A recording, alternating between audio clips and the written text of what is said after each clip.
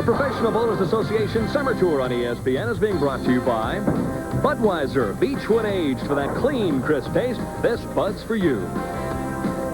By Pizza Hut, home of pan pizza that's winning the hearts of America. And by Bic Metal Shaver. It stretches your skin for a better shave.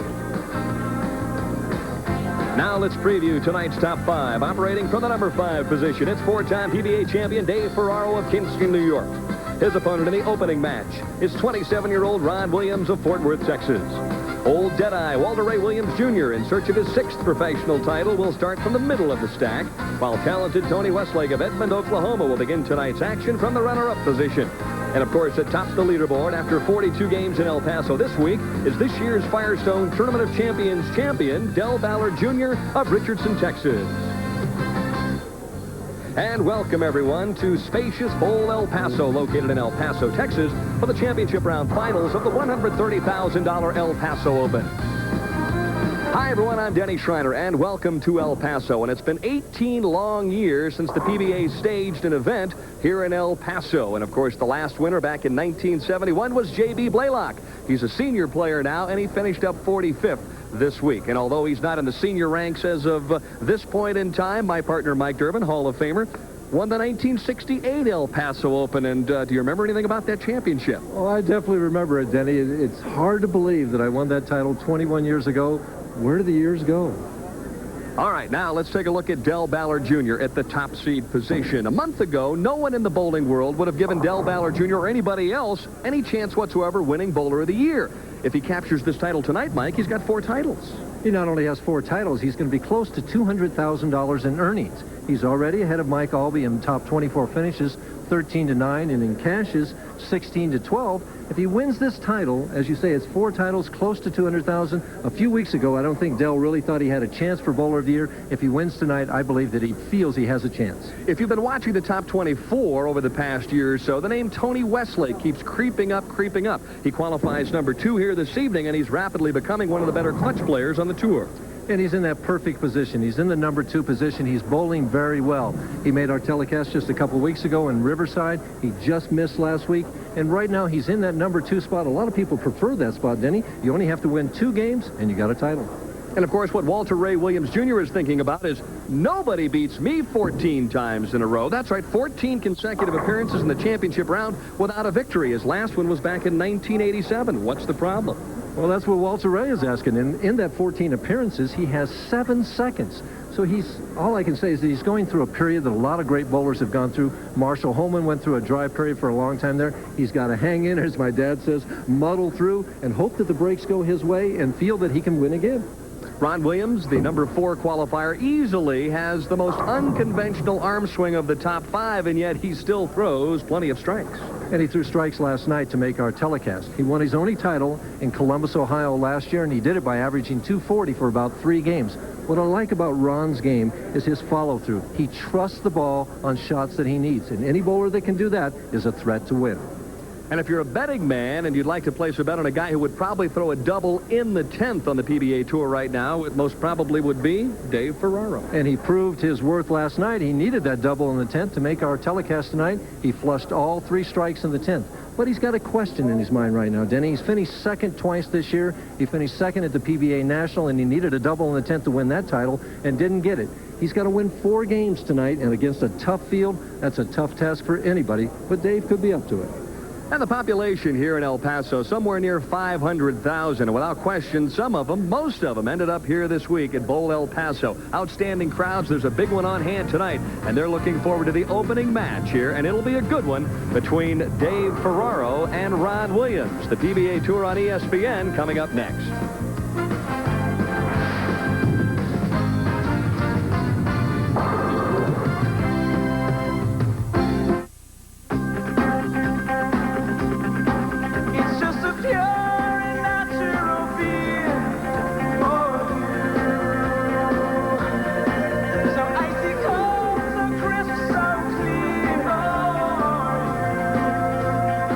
Beers that are cold filtered, only one has that distinctively clean, crisp taste.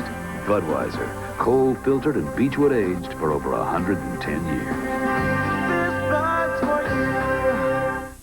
Pizza Hut Pepperoni Lovers Pizza asks, Why is everybody always picking on me?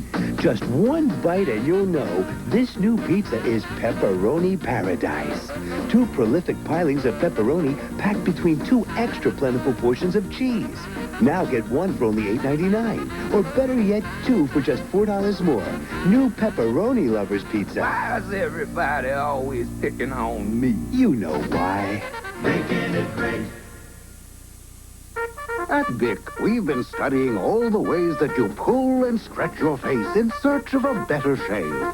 Now Bic presents our solution, introducing the new Bic Metal Shaver. The patented Bic Metal stretches and smooths your skin thanks to its unique metal guard bar, so the shaver glides closely and comfortably. Now, instead of stretching, start reaching for a new Bic Metal Shaver. It stretches your skin for a better shave, and that's no stretch.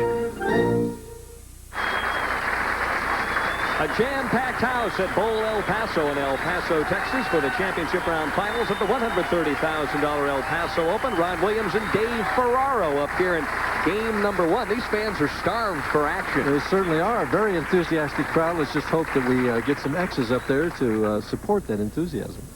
All right, for Ferraro. Oh, a magnificent performance in the 10th frame last evening against Sam McEnroe. Ferraro loses the game, but had enough sticks left over to make the telecast. And he knew exactly what he needed. Got up in that 10th and threw the double, and that's why he's here tonight. Championship round pair, 29 and 30, and Ferraro shakes them around a little bit and starts with a strike.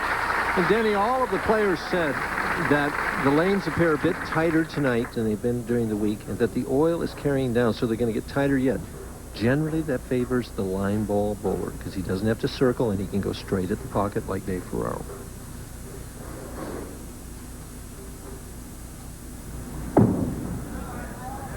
Williams inside target a little bit, and he shakes them up. And as evidence of the 2 light hits right off the bat, yes, they are tighter than they were throughout the week. And interesting, you know, such an unusual style here. Pushes that ball out, now steps, 4-step delivery. Watch the arm swing. Bends that arm. Had to develop that style as a child. But watch the follow through. See him trusted out there, and that open hand means that he got around to the side of that ball.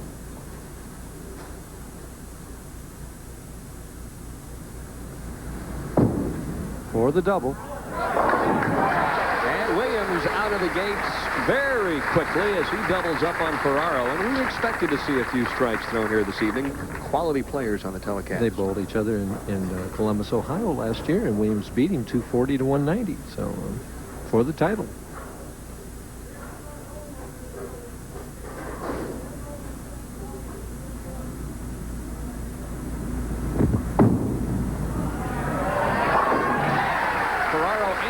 With a double of his own, David with 4 titles, and you hit the nail right on the head in the Open. He would like to win again very soon.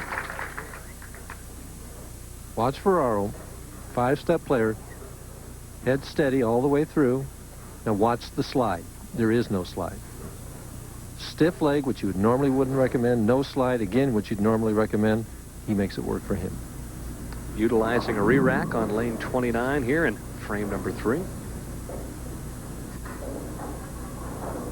Dave had some wrist problems last year and year before, and he wears a support underneath that wrist device that he has on right now, more as preventative maintenance now than anything else. Says it doesn't bother him while he's bowling.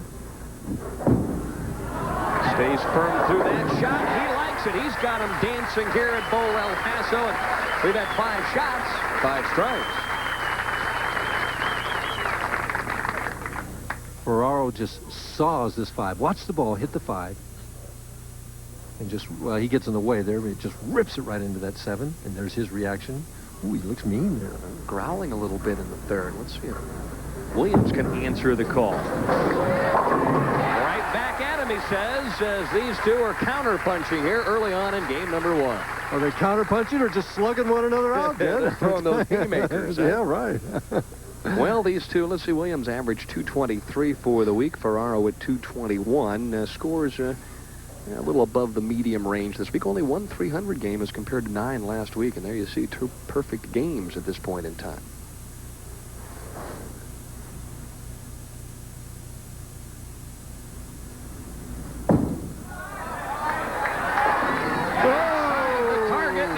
knocks out the 4. Well, 7 for 7, these two gentlemen. Creeps a little high here. Watch the 2-pin, third from the left.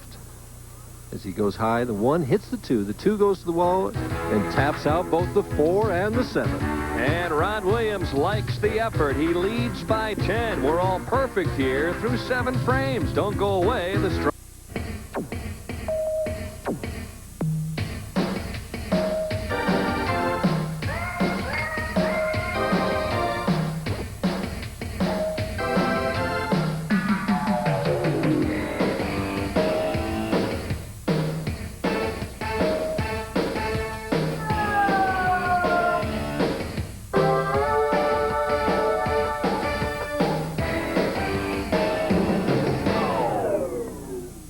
Ed Fisher Nissan is offering factory rebates up to $2,500.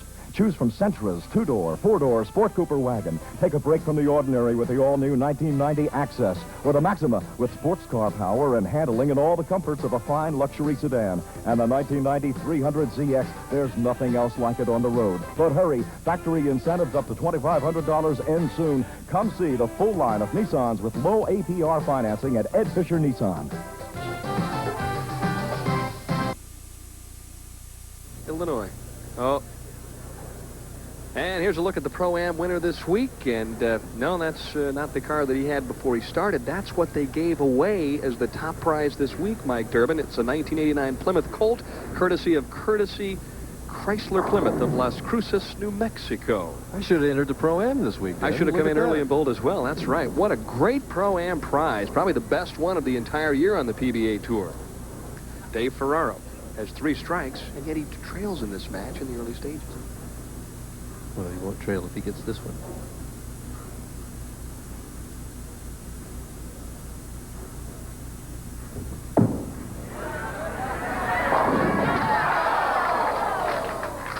Leaves the soft 10. I was just going to say, then, that between our 5 finalists tonight, they've had 46 perfect games between the 5 of them. 46 300 games. Cross lane for the spare. Ferraro tried to keep pace, but couldn't do so here in the 4th. Watch Dave. Stays right behind that ball. Very little turn. Right over about the 11th board. Now watch the 6-pin, second from the right, as the ball comes in light, and it just slides off in the 10th. Not enough power to knock out that 10.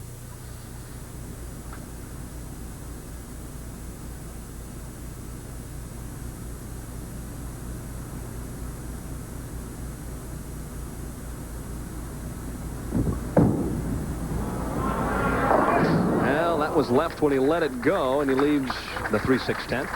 Little lapse in concentration there is the only thing I can think of here. I mean, your opponent's stringing strikes like that, you go to commercial break and come back, you don't strike, you just let down a little bit. You can see some of the perspiration already forming on Dave Ferraro and the other players as well. It's been very warm here in El Paso this week, and certainly a little warmer under the television lights here this evening. And I was asking the bowlers about that earlier, and they said that, you know, sometimes the thumb swells, and what that leads to is just not as consistent good releases. That, you know, they get one that hangs a little bit or slips a little bit. They don't have a consistent good release.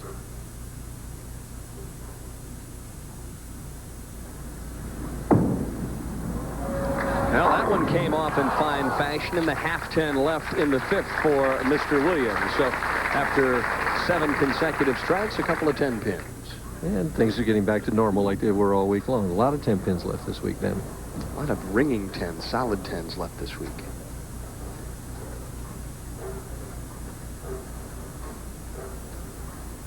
Cross lane at the 10 pin. No trouble at all. Here's his first shot as we get a look straight on. Watch his head and his eyes. Now watch the follow through as he comes through then. That unusual arm swing. But at the bottom of the swing, looks like anyone else. He's, come on, ball. That's what he said. Sometimes it listens and sometimes it doesn't.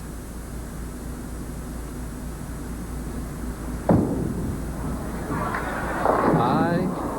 And is it going to fall? No, it didn't. Trouble there. 3, 6, 9, 10. Not only does he lose count, but he has a very difficult spare. In fact, if he does not make this spare, he is trailing in the match.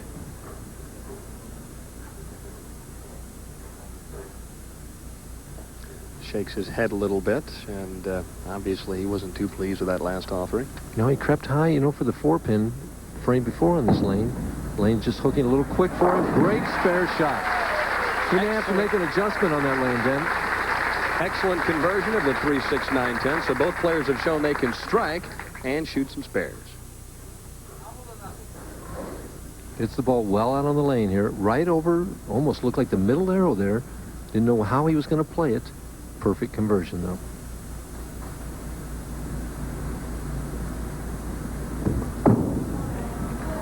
High. Both of them just getting the ball left. It's like there was a surge of adrenaline to start this match, and now it's kind of just drained down to the knees here. Well, you mentioned that they're both throwing the ball a little bit left. I talked to Ron Williams and asked him why he fared so well this week. And he said, Denny, there was a little tug area for me this week to the left. In my game, if you give me a little room to the left, I normally bowl pretty well. Tough spare again, and he didn't. He knew he'd missed it as soon as he let it go. So the open frame for Ferraro in the 6th. He now trails by 24 and finds himself in trouble. Big trouble. Plus, he's missed the pocket the last 2 straight shots. Got to trust that ball out there. Can't fit it in.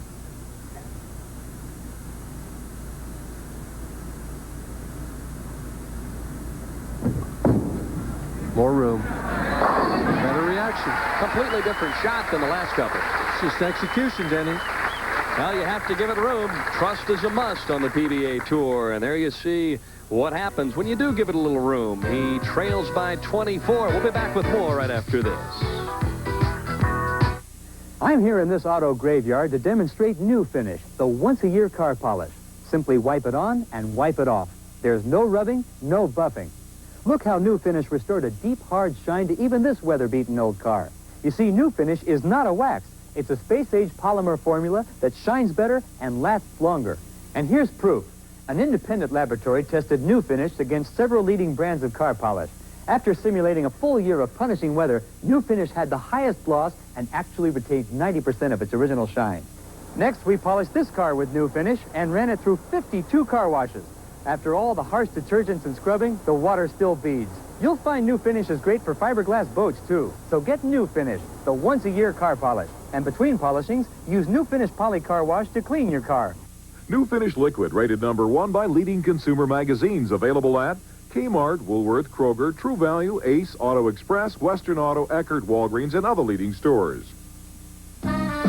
Get ready for non-stop action in August on ESPN. There's one great hit after another in 4 live NFL preseason showdowns. Aces abound as the tops in tennis tune up for the U.S. Open. Golf's greatest shoot it out in the final leg of the Grand Slam, the PGA Championship.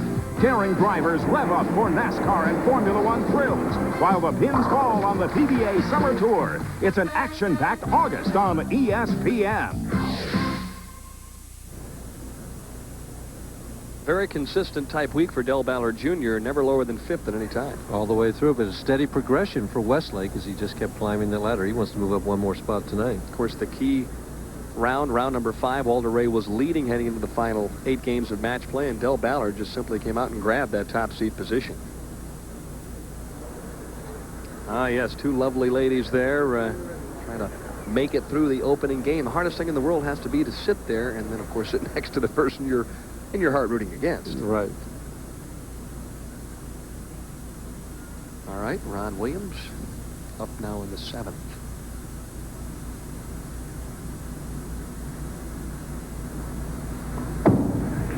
High again, Brooklyn. Oh!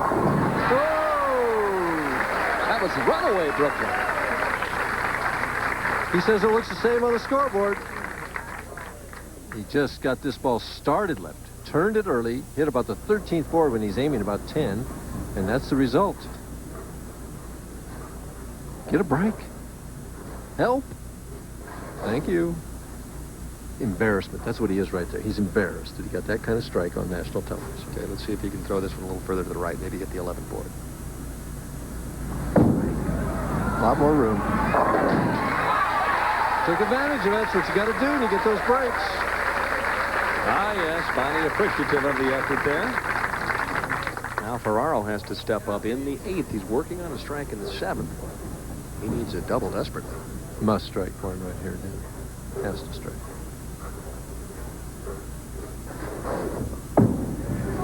More room. Will he get to 10? Yep. Back to 24. He's got to have one more. Well, the key shots here have been the light hits. We've really not seen a very flush strike thus far. Yeah. Ferraro have one, and I think that's about it. Rear 300s, 5 of them. He's going to have more. He's already nearly won $500,000 on the PBA Tour.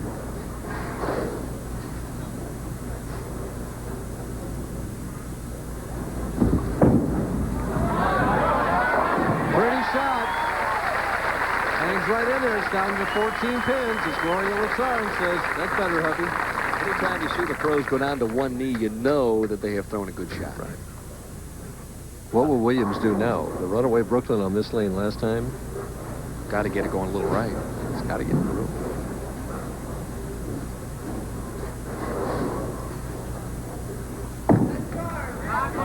Tightens up the angle with soft 10. Will it? Tap there, 10 pin at about what, 95-degree angle there. It'll wiggle a little bit, but it won't fall. It was a race between the pin and the machine won. Coming in from our ground view angle. See those phenolic pin decks, and here's the pin going and the machine coming. Back to live action as the machine won there. He made the 10 pin. Down to 13 pins right now. 244 if he strikes out. That's enough to win the match. Well, double and 8's enough to win the match. Best that Dave Ferraro can get is 241. This is the lane he picked to finish on.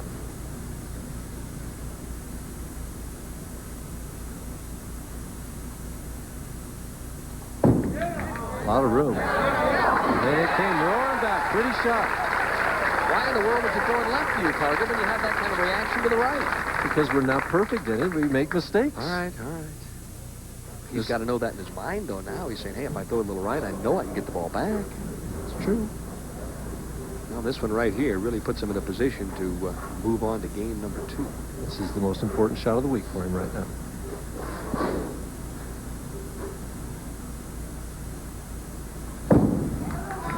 Tie. So you can't always make your body do what your mind tells it to do. All right. He knew to throw it right, and he just couldn't make himself do it. Does he feel perhaps that maybe we're going to leave a washout or something like that if he gets it a little too far right?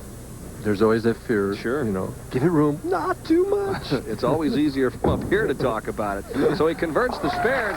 Really, for all intents and purposes, when you shoot 234 in the championship game or championship round, you're supposed to win. Not always, though. Especially against a customer like Dave Ferraro. Yeah, see if he lives up to his reputation as the clutch bowler.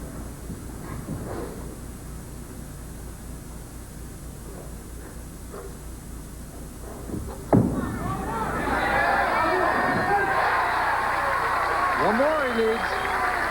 Boy, look at him, too. Not much show of emotion there. Pretty much just going to work. But it's interesting, you know, the strikes on this lane have been the light scramblers, 2 of those, that blower right there. You know, the question is now, will he get it up a hair more for the soft 10?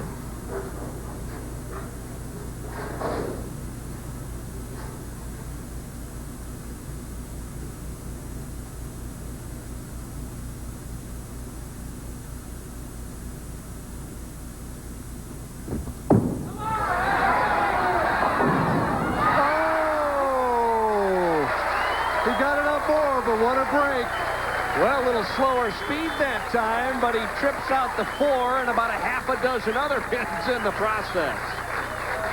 So Ferraro needs 5 now to move on to game number 2. And this ball, he's saying, hold, 2-pin does the work. Watch him.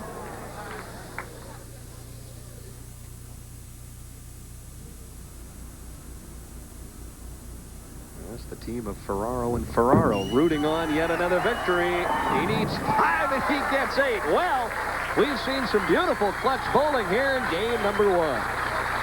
He has that reputation. He lived up to it in game 1 here. Had to double in the 10th to move on. Ron Williams will move on to Austin, Texas next week. An outstanding week for him. And this man right here is going to move on as well. Coming up next, though, average builders. The right arm should know what the left arm is doing. Join Mike Durbin when we return. Jeff? I'm home. You hungry? Apparently not. Jeff, how much did you eat? Don't feel so good, Mom. Here.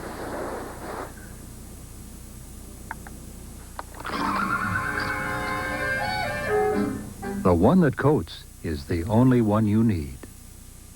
For every man who wears Brute, there's a woman who loves what he smells like. Because there's something about Brute that's nice to be close to. Honey, I was just thinking about you. Brute. It smells like a man. When sports cream, when arms are sore, when legs ache, when muscles hurt. Why sports cream? Massaging sports cream in brings fast pain relief. No medicine-y smell, no odor. Why sports cream? Because it works. High three-game series this week of 750. The qualifying leader at 41-32. Not quite as high as last week in Tucson, but nevertheless, an average of 225 plus. For Brian Voss, and then he struggled some when he got into the match play portion of the tournament. That Sure happens now and then, even to great bowlers like Brian Voss. Finished up 12th on the week. All the players, 208.69. Average to qualify, 218, and the average to cash, 210. And the big difference there that the right-handers out-average the left-handers here by 10 pins a game. Not a left-hander in the top 24 as well. Two of them got the checks this week, so obviously they were on the short side of the stick this Dennis week. Horan Jr., I think, was the high left-hander, wasn't he? That's correct. Yeah. And a host of high games. Our alternate finishing up 25th this week with a 300 game, and then a 299 for Alan Bishop. Steve Hardy, 290. Mats Carlson in the top 24 this week. Kent Wagner, another 290. Stevie Jaros and Jimmy Pensack with 289s as well. And I'm sure that all those players had superb form with their left arms, because that's what Mike Durbin is going to talk about next in this week's Average Builder. For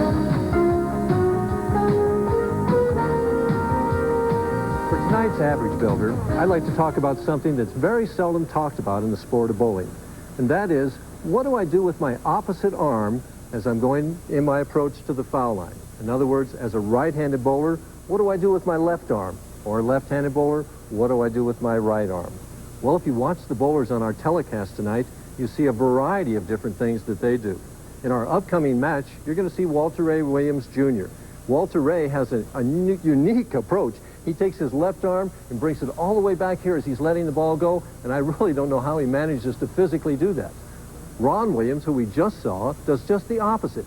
He takes that left arm as he's going in his approach and puts it forward like this, and as he's ready to let the ball go, he brings it back and brings his shoulder forward like this. But the bowler I'd like you to watch tonight is our tournament leader, Del Ballard Jr. Del is very square as he goes to the foul line, and his left arm is out like so, and he has a square shot time after time after time. And that's what I recommend to you, to try and achieve this square feeling as you're going to the foul line. Now, the way you do that is as I push the ball away, I take that first step in a four-step delivery, and I push it out right here. I'm ready to let the ball go and have gravity pull that swing down. I take my left arm, if I'm right-handed, and gently point it toward the opposite wall of the bowling center. I just bring it back like I'm pushing against air and point it toward that opposite wall of the bowling center. This creates a nice square shoulder angle all the way through the approach. Now, why do I recommend that? Well, the basic reason I do is to ensure a square shot at the foul line. You see, so many of us have the tendency as we're going to the foul line to lead with our opposite shoulder. If I'm right-handed, I have this tendency to lead with my left shoulder. And if I get to the foul line in this position and I try and let the ball go toward my target, it's hard to get it on my intended target line. So what do I do at this point? Well, I naturally pull the left shoulder back and snap the right shoulder forward and hope that they line up square as I'm letting the ball go. You'll see many professionals do this. But remember, they're bowling as much as 100 games a week. So making this subtle adjustment is easy for them. It's not so easy for the rest of us. I think it's far easier to point that left arm out here toward the opposite wall, get that square shoulders all the way through the approach right away, so when I get to the foul line, I don't have to make an adjustment or correction right here. I can just go straight through the ball toward my target line time after time after time. Well, how does this theory look in practice? Well, we'll take a look at it. What I want you to watch for now, as I'm setting myself up here now, is that left arm. As I go into the push away, I'm going to just gently bring it back and point it toward the opposite wall.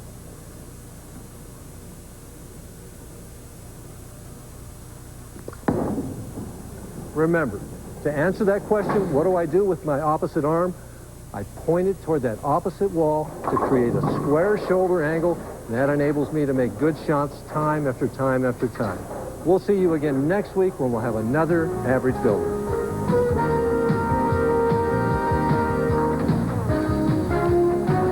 Number 2, Dave Ferraro against Old Deadeye, Walter Ray Williams Jr. in the finals of the $130,000 El Paso Open. We'll be back with more right after this. The worst job that photo match on. Where do these people take breaks? What, do they shut that window and duck down in there? Have you ever gotten out of the car to check? Hey, are you in there? You know they look through your pictures. I went up there one time, I didn't even have to give her my name. She went, here. Comedy. The funniest at their funniest. Nobody brings it home like HBO. For reaching deep, for going long, for digging in when things go wrong, for pushing hard in all you do, that extra yard for coming through this much for you. Beechwood Age, for the taste so crisp and clean, so refreshing, it's the king of beers. This much for you. And we're back at Bowl El Paso in El Paso, Texas. Walter Ray Williams Jr. finishing up his practice shots here on the championship round pair. Dave Ferraro with a 239-234 win over Ron Williams. A very exciting opening match. Exciting opening match.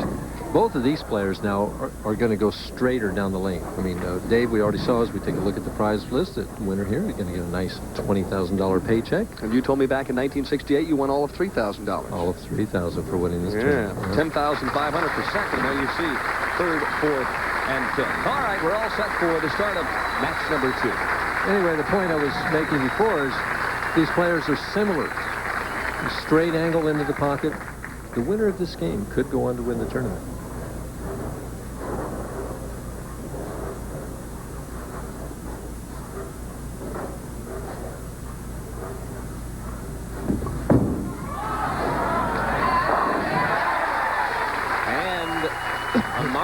Opening shot for Ferraro, who really seems now to be very comfortable with bowling here in the championship round. He looked pretty comfortable in that opening match, I thought, except for that one spare. Walter Ray Williams Jr., 5 titles thus far. It's been nearly 2 years since his last victory.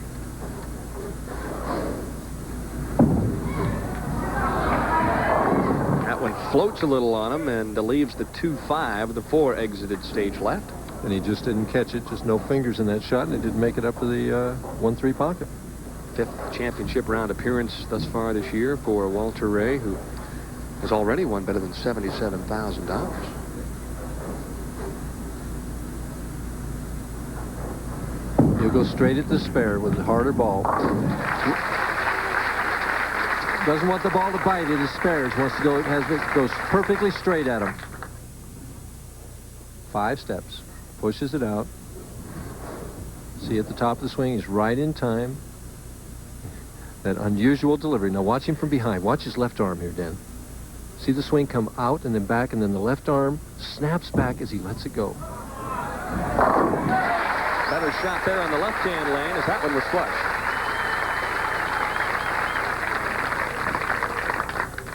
An unusual style, to say the least. He makes it work. Oh, boy, does he. Player of the year just 3 seasons ago.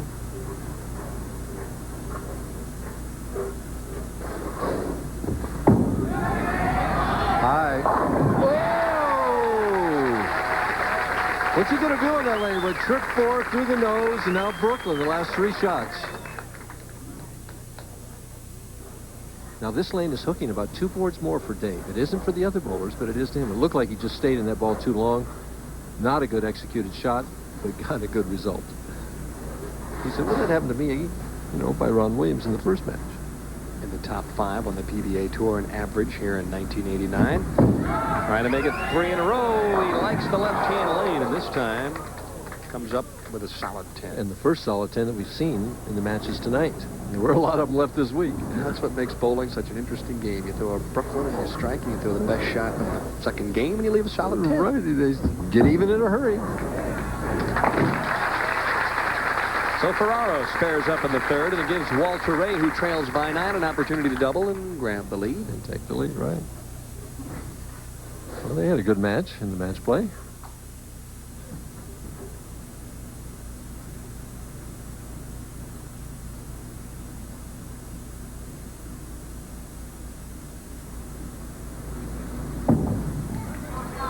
Smooth. Yeah, a little more roll on that shot. He got out of that shot much cleaner. It's just amazing how smooth he can put that ball down. He wouldn't break a pane of glass if it were out there. Breathing a sigh of relief. He now leads by a single stick. Strike here, and he puts the pressure back on Ferraro. And his biggest asset probably is his ability to repeat shots with accuracy, time after time.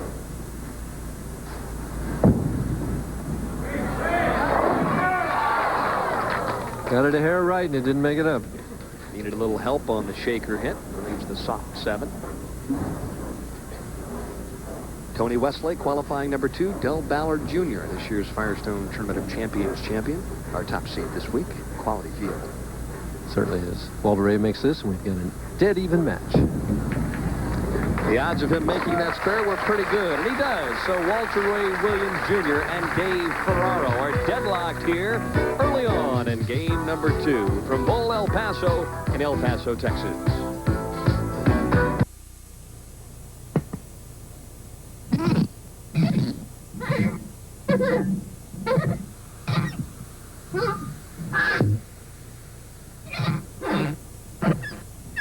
While we wouldn't suggest you try this at home, we do suggest you try this at home.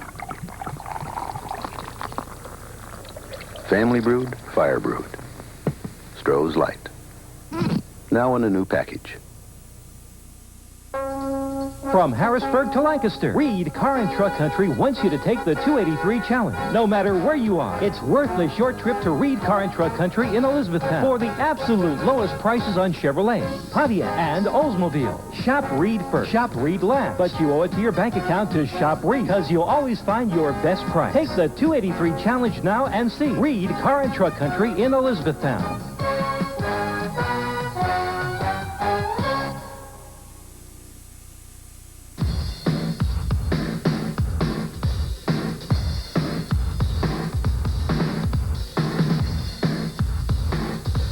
Gold medal dreams take shape at the United States Olympic Festival, live on ESPN. Two of our wonderful hosts this week, Roy Lown, former PBA winner on the left, and Phil Prieto on the right there. And there are 4 gentlemen that are involved in owning this marvelous facility. Dave Shelton and Frank Hatfield could not be with us here this evening, but they are also part owners here in Bowl El Paso. A marvelous facility. Very pretty center. Ferraro now in the 4th, back to work, game number 2.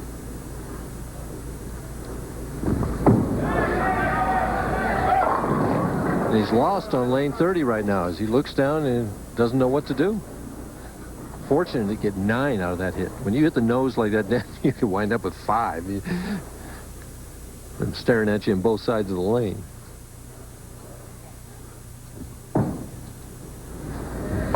One more time for the cross lane spare. Right through the heart of the pins here, over about board 21 right there, and it cleans them all out and leaves only the 3-pin. Second match here settling into a real grind out at this stage. Right. 1-pin difference. Each player with a double thus far in the early stages. Well, you can see he looks a lot more comfortable on the left-hand lane than he does on the right. He's really thrown a lot of good shots on 29. And the right lane is just hooking early for him. The left lane seems to skid another 3 or 4 feet down the lane, and he just has all the confidence, so he makes a better shot there.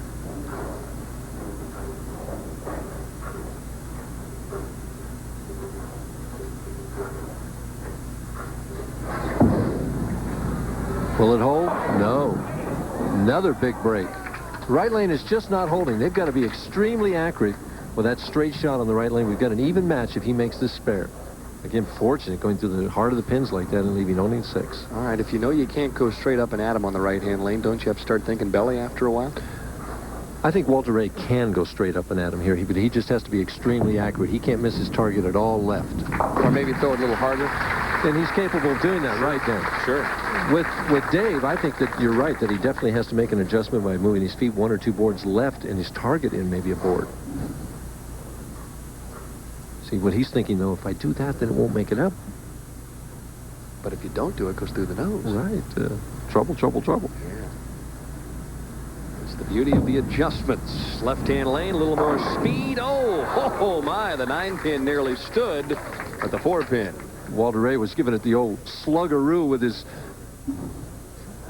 run-out shot here as the ball just knifes through, and something, the head pin, watch the head pin, hits the 7, and the 7, I think, hit the 9. Watch Walter Ray. He thought he had a strike. He says, okay, just a 4. That's fine. Little tomahawk shot that time from Walter Ray. A 1-pin advantage for Ferraro. He could make it an 11-pin lead if he strikes here in the 6th.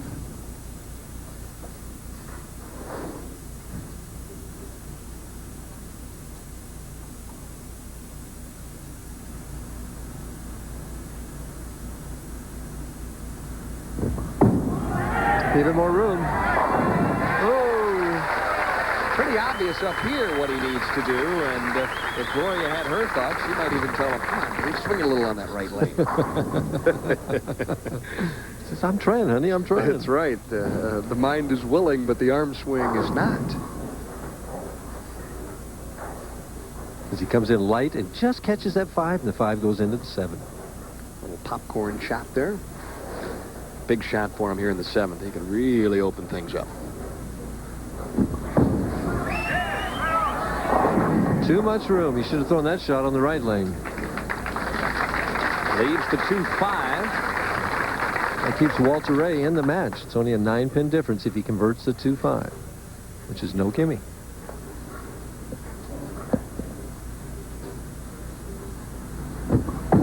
Hard and straight. Little fadeaway jumper on the left-hand lane, but Ferraro extricates himself from trouble and converts the 2-5. He leads by 9. When we come back, it'll be up to Walter Ray.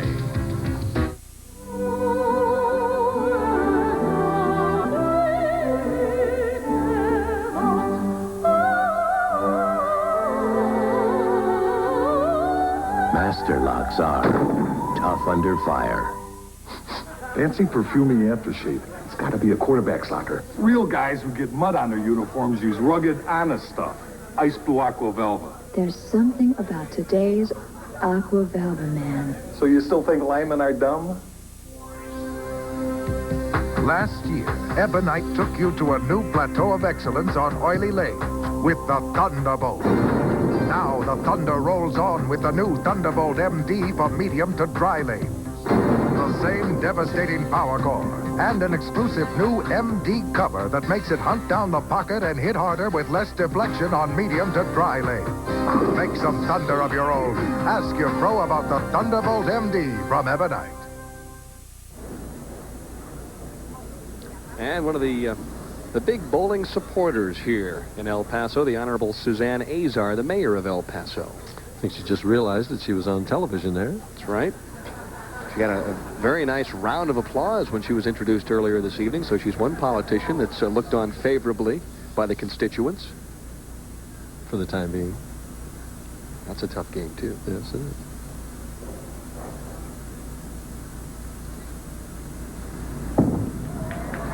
Needs this shot desperately, and oh my, what a clutch strike on lane 30 for Walter Ray. Sets up a possible double. Going to his good lane, and a double puts him in the lead by 1 pin. Good match here. The first one was an excellent match as Ferraro doubled in the 10th to nudge Ron Williams 239 to 234.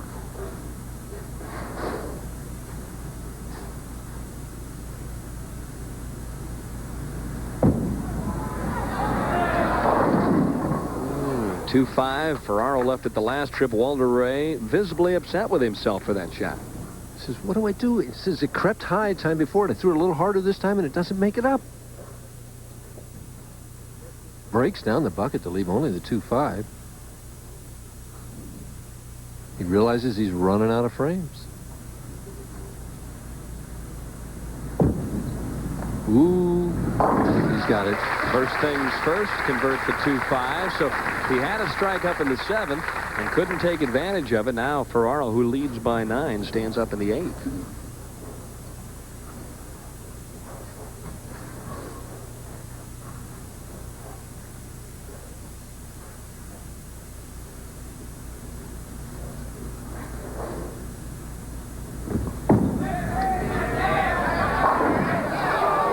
Definitely moved in just a little bit, rode that oil a little bit more that time, and the ball didn't quite make it back with enough power to get out that weak 10.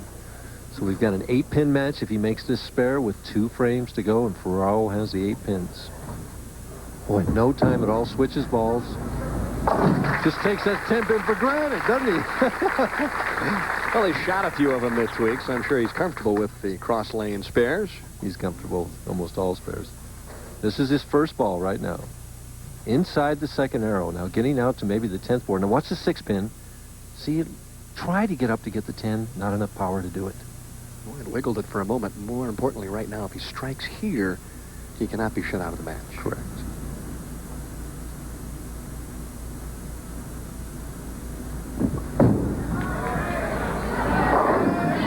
Well, that light hit's been the most reliable one of the night.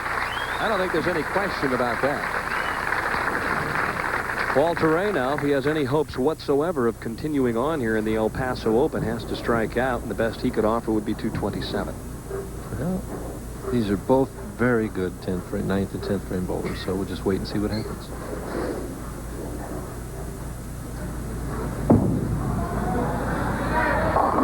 Well, he overturned it, thought he had thrown a good shot, and breaks a few pins down and leaves the 6-10.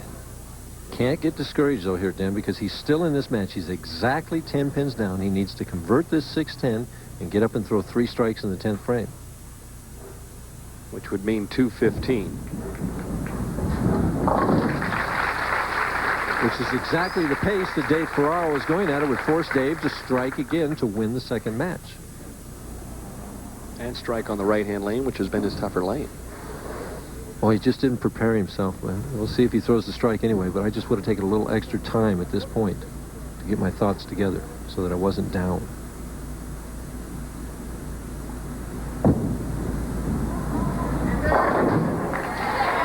Oh, my. Tough break. Walter Ray with an excellent shot. Ripped the rack. 5-pin left of the 7, and so now with a spare and a strike, it's 204. Basically what that means is that Dave Ferraro will need a mark to win the match.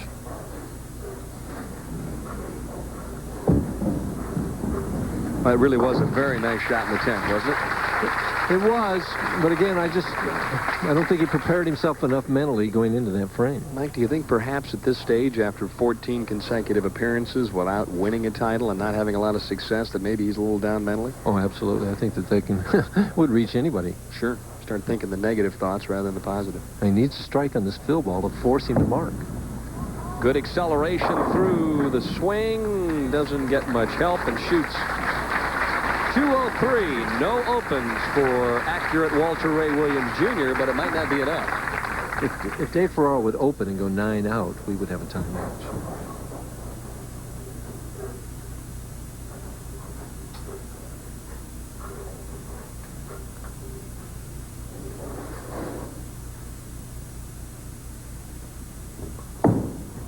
Plenty of room. Is it going to fall? Boy, he almost had the 7-10 up there for a second. If they'd have both stood, he'd have needed one that we'd have had a tie match. Yep. Quickly, he grabs the other ball. He's thinking this one over just a little bit. Knows he needs to spare to win the match. Steps back off. Takes a little extra time to gather himself. And to let the crowd simmer down. Smart play. No trouble. Right at it, so Ferraro advances now into game number 3 here in El Paso, and he has really disposed of a couple of tough customers in Ron Williams and Walter Way Williams. Well, he got rid of the Williams duo. The Williams boys. Right up the track she goes. There's the strike that he would like to have had, but 215 to 203. Walter Ray, another disappointing appearance in the championship round, but nonetheless a successful week. He's up now with over $80,000 in earnings. And who says that nice guys have to finish last? When we come back with our feature on Dave Husted, I'm sure you'll be surprised. Presenting the newest idea in keeping things cold and the oldest idea. The new Coleman flip-top cooler and the big hunk of ice. Both come in a choice of sizes. But the Coleman cooler also comes with a lid you can't lose. It flips, flops, and slides, but stays hooked on for good. While the big hunk of ice won't open at all, without special accessories. The new Coleman flip-top cooler, the best idea in keeping things cold since the Ice Age. Just when you thought you knew which battery was best for your car, along comes this dynamo. Interstate Megatron 34, the runaway leader in every performance test by America's leading consumer product rating service. Here's cranking power that ran circles around better-known brands and reserve energy that left others stranded. The Interstate Megatron 34. A bit of a show-off, perhaps. But then it did test best. Call 1-800-CRANK-IT for the dealer near you. Come to a place called El Paso, where a morning walk can become a conversation with nature. And a short ride can take you from a modern city to an ancient culture. A place where the West Texas sun rises over 4 centuries of history, and the sunsets go on forever. Come to a place called El Paso.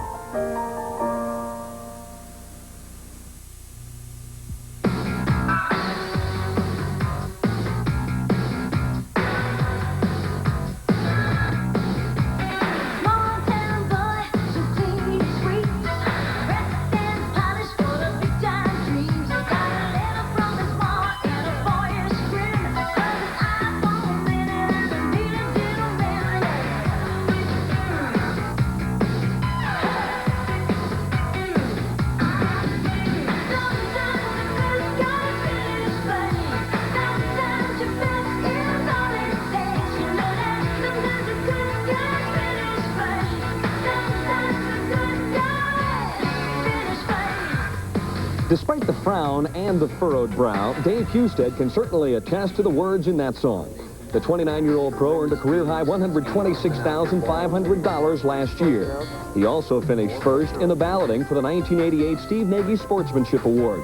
It's an honor he received for his attitude both on and off the lanes. It's voted by your fellow players, which makes it kind of nice, kind of gratifying. Just about sportsmanship, there was really nothing special about it. I just try to go about my business and be friendly to everybody. You know, I want all my friends to do well out here, but it just doesn't happen. But we have a lot of great guys out here, and you know, I don't know. I try to say hello to everybody and be nice to everybody, and the guys thought I was the nicest guy on tour. Husted grew up in his dad's bowling center near Portland, Oregon. He was bowling by the age of 4, but he also found time for golf and basketball in high school. However, bowling proved to be his true love. He joined the tour in 1978, but it was 4 years before his first victory. And what a dramatic one it was at the U.S. Open in Houston as his parents and wife Michelle looked on.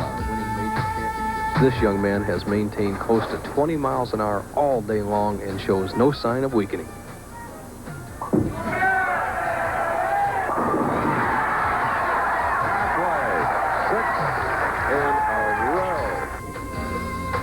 Husted climbed from the number 5 position all the way to the championship, averaging .252. He now holds 6 titles and almost made it 7 last week in Tucson. It was almost like the 1982 U.S. Open all over again. Husted started out as the 5th seed and managed to make it to the championship match before falling. Once again, Michelle was there for support, but she and their 2-year-old son, Corey, rarely make the travel squad. We try to travel a little bit out here, but it's just too tough living out of a hotel room and going to different restaurants, and the babies get sick a lot, you know, and eating restaurant food, and you don't really know where to take him, and it's just tough traveling with the little infant. So they stay home now, and I try to go home more often and see them, but it's very tough. Now that he has proven that nice guys can finish first, what does the man of many faces plan for an encore? I don't want to be away from home, but I'm making a good living out here, so basically I'm going to bowl another 2 or 3 years real full-time, and then after that I think I'm going to curtail my activity a little bit. My family owns 2 bowling centers back in the Portland, Oregon area, a city called Milwaukee, and hopefully I'll get in the business with my father and stay in the bowling end of it, but on the business end of it instead of participation.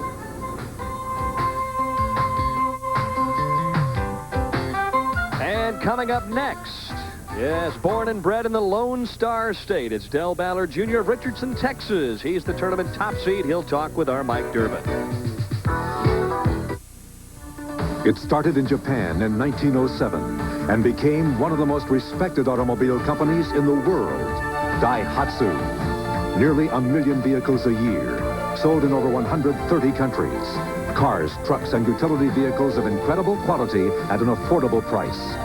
Daihatsu's reputation for reliability is well known throughout the world. See Daihatsu today, one of the most respected names in Japan for over 80 years. Daihatsu. Ortho, air conditioners, pressure Builder Square. We buy by the trainload. Direct from top manufacturers. There's no middleman, no frills, no membership fees. And at Builder Square, we won't be undersold. Ever. Builder Square, where the values keep rolling on.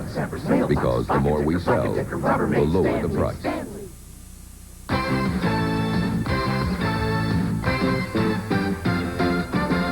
ESPN presents the world's ultimate driving machine. You'll see coverage of the U.S. Open, British Open, PGA Championship, and year-long excitement from the PGA Tour. There's also the precision of the Lady Lynxsters and fun from tee to green with those swinging seniors. Tee times are set for golf's oldest major championship, the British Open, Thursday and Friday on ESPN. And I'm back with our tournament leader this week, Del Ballard, our Firestone Tournament of Champions winner. That must have been a big thrill for you, Del. The Firestone was probably one of the greatest things that's ever happened to me in my life. It's a great thrill. Winning at home was probably the hardest thing I ever did, and winning the Firestone was, you know, the other leg. Well, I know what that feels like. I don't think that'll be your last either. You know, Del, you're known on the tour as probably the best synthetic bowler on the PBA Tour. Why do you think that's so? I don't know if I'm the best. Pete Weber bowls real well on them. Mark Baker bowls real well on them. I just like them because I can always get my ball to skid through the heads. Like if you pull up on it just a little bit, it'll still float through the heads. As like on a lane surface, on a wood surface, it'll have a tendency to hit and bounce left or hit hook just as soon as it hits the lane. But on synthetics, it has a tendency to go ahead and skid through the heads. So you don't get as much overreaction on synthetics? Correct. For me, I don't have, you know, the hit the lane and hook. Okay. You're in the #1 position tonight. Now, you won the Brunswick World Open from the #1 position. You won the ABC Masters from the #1 position. But you won 4 other titles coming up. Which position do you prefer? On ESPN, I prefer to be the leader. On other TV shows, I prefer to be second or third. With the long breaks that ESPN has in between games, I prefer to have just the one game to where I don't get tied in between games. So you think you got an advantage from the #1 position tonight? I think it's a little bit of an advantage, yes. I just hope I can go out and be loose and stay aggressive. Now, you told me you've been bowling since age 5 and been bowling on the PBA Tour since you were 19. You started, though, in the PBA regional program, didn't you? Yes, I was a member of the Southwestern region, and it really helped me a lot for out here. Cecil, I'll tell you, he won't let you get away with anything, you know, in our region, and he makes you concentrate on what you're doing, and it was tough there for a while in our region, and it just, you know, prepared me for out here. He's talking about Cecil Cadell, our Southwest Regional Director. You made an adjustment this week to kind of get your game back on track. You struggled for a few weeks, and you made some kind of an adjustment. Tell us about that. Well, I didn't cash for 4 weeks. I took a week and a half off while I was at home, and I didn't pick up a ball, and it really hurt me. And when I came back, I wasn't keeping my left hand on the ball long enough. I was going like this and pushing out and chasing it. I kind of saw it on your tip of the week last week or the week before, where you have to chase after the ball, and that's what I've been doing for the last few weeks. And this week, I just left my left hand on the ball a lot longer until it's time to bring it back. Everything clicked, and hopefully it'll click today. Last question I have to ask you. If you win this one, it's 4 titles this year. Mike Alby's got 4 plus the ABC Masters. Do you think you have a chance to catch him for Bowler of the Year? That's a tough one there. Mike's won a couple majors, the U.S. Open and the Masters. That's 2 tough titles right there, and I don't know if anybody's going to be able to catch him. You going to win tonight? I have no idea. I'll see here. I'll let you know in about another 45 minutes. Okay. He thinks he's ready. The next match that's going to be coming up, though, we're going to have Tony Westlake going against the red-hot Dave Ferraro. Don't you dare go away. We'll be right back. With its long flowing lines and its all-new suspension system, the 1990 Subaru Legacy is arguably the best-looking and best-handling car in its class. And with its 16-valve 2.2-liter aluminum alloy engine, it's certainly the best-performing 4-cylinder car in its class. Unfortunately, those who can best appreciate the Legacy's 130 horses can least appreciate its roomy interior.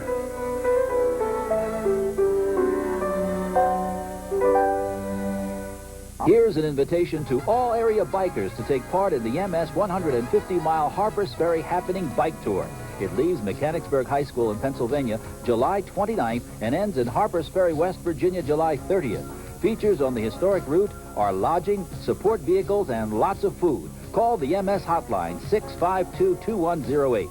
Join these bikers on one of the top tours in the country. Funds raised benefit the MS Society.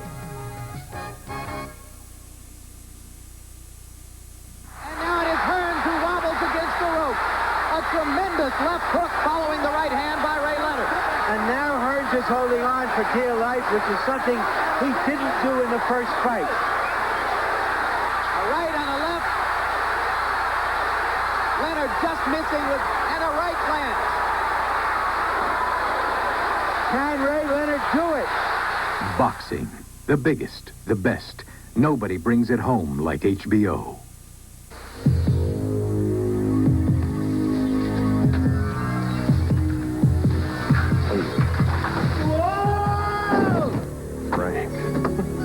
I send you for a Bud Light, and you bring back...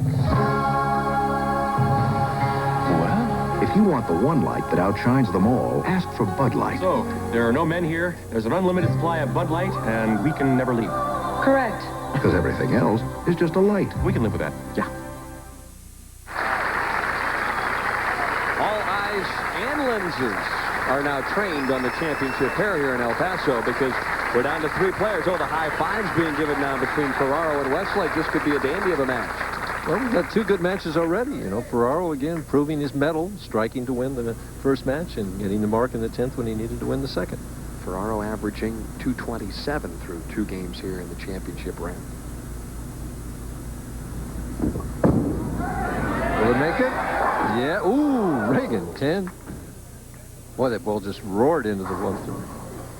Looking to jump out to that advantage and strike on the opening shot. Moves to the harder surface ball for the spare attempt. And again, a lot of players do that. Switch balls for the spares, and not everyone recommends that because of the different feel, but Dave Ferraro has no trouble with it. 30-year-old Tony Westlake out of Edmond, Oklahoma. Richard Altman Paddock. And he several players needs a win here to re-qualify for the Firestone Tournament of Champions. Another quick player who makes quick work of the rack on lane 30. As you say, dice-o-matic here. Holds the ball down, 5-step player. Just lets it swing down, kind of pulls it back. Now look at the timing. It's perfect there. Watch the slide. Now the follow-through, left arm out. Only fault you can put it, you know, if you were getting really picky, is he just turned a hair.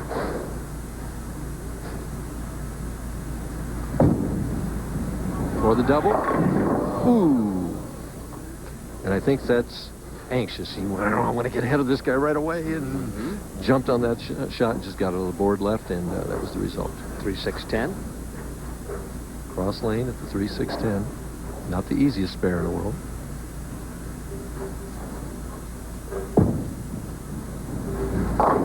Converts it.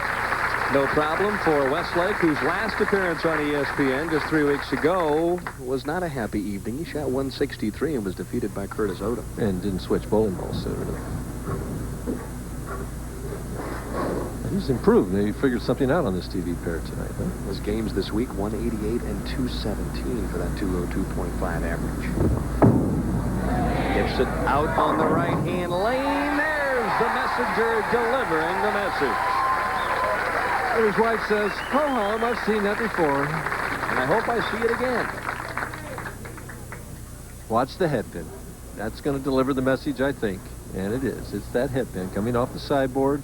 A hit we see so frequently nowadays that you never used to see when I won this tournament. Well, this is the sidearm chop and then a little orchestration with the outside right pitch. Ferraro asking for a little bit of everything on that last shot.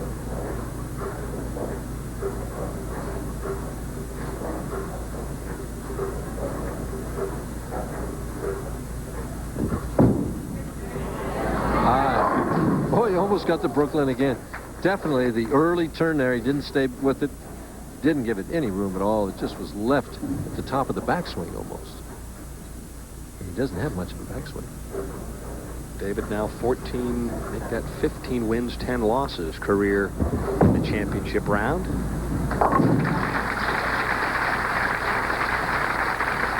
Dave has an ability, though, that when he makes those errant shots, next time he gets up, it's completely forgotten.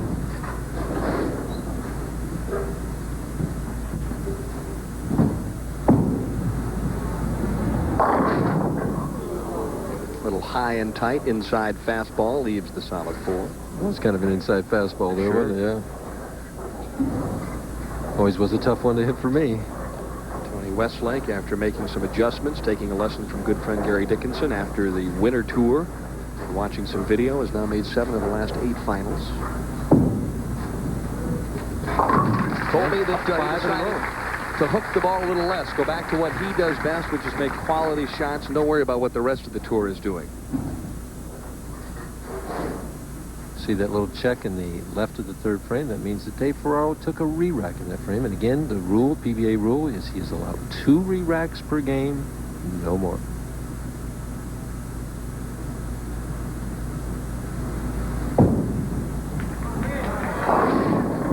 This time, fastball breaks a little inside, and Westlake throws up his hands and says, what do I have to do in the left-hand lane? Well, it goes from 3-6-10 to 2-4-5. Break down the 2-4-5 for only the 2-pin, which suddenly registers like a neon sign in your mind. Lost. As long as the 10-pin isn't company, there's no problem. So a double hit spare for Westlake. It's a 2-pin match here in the semifinal game. That man right there has already won twice. Will he make it 3 in a row? Stay tuned. We'll be right back. You're on patrol in the Vietnam jungle. Suddenly, you're pinned down by heavy mortar fire. Closer they get, the more you get scared. You strike back with 3 times as many bombs as we dropped in World War II. The CBS Video Library presents The Vietnam War with Walter Cronkite. For only $4.95, you can own the first cassette in this important series and see a war that up to now, only a soldier could see. I lost my best man. One of these days, it's going to be me. Cassettes in this historic collection include the Tet Offensive, the biggest battle of the war, and Courage Under Fire, with acts of bravery that must be seen to be believed. Call now to preview your first cassette for 10 days risk-free. Future cassettes will follow. Keep only the ones you want. The Vietnam War with Walter Cronkite, because every American should know what it was like in Vietnam. We're going home. This is it. Bravo Company's going home. Call now for your first cassette, just $4.95. Credit card orders only. Next week, the championship round finals on Wednesday evening of the $130,000 Columbia 300 Open from Highland Lanes in Austin, Texas, live at 8 p.m. Eastern Time, only on ESPN. Austin, a lovely town, home of the University of Texas. That's right, the capital of the Lone Star State. We're going to Texas City a little bit later on this summer. We can't get out of this state, no, can we can't. Dave Ferraro now in the 4th, leading by 2.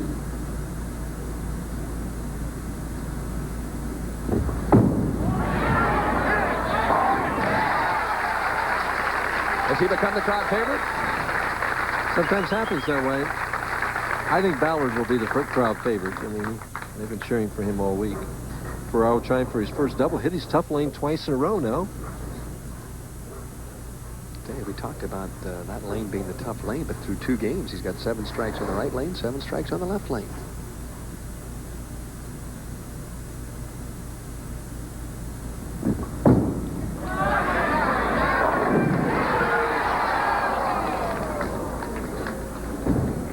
Keeps Tony Westlake in the match. That's swishing 7 right there. You got to watch this. The ball is just going to clip the 5 and not have enough power or steam to get over and get that 7. All the pins bouncing all around it. Somehow missed it. Cross body block between the 5 pin and the head pin. The 7 pin stood alone. Ferraro doesn't take advantage of the strike in the 4th. And Westlake still trailing by 2. Could help the matter with a double here. Well, he's got to get the first one first. That's right. Good average on this pair during the qualifying and match play. See, I was thinking positive all along that he would strike there. There's his wife, Mary. He's a newlywed. They were married, what, in June? That's what I would say, a newlywed. Yes. Yep.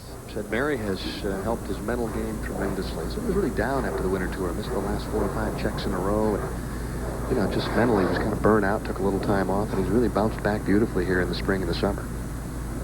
For the lead. Oh, knocked that weak pin out of there. That is the hit on the Pro Tour that will advance you quicker than any. Gets you excited. Watch the 6 pin, second from the right. Goes to the sideboard and gets that 10, even though the ball deflected. Oh, he didn't think it was going to carry. He says, what do you know?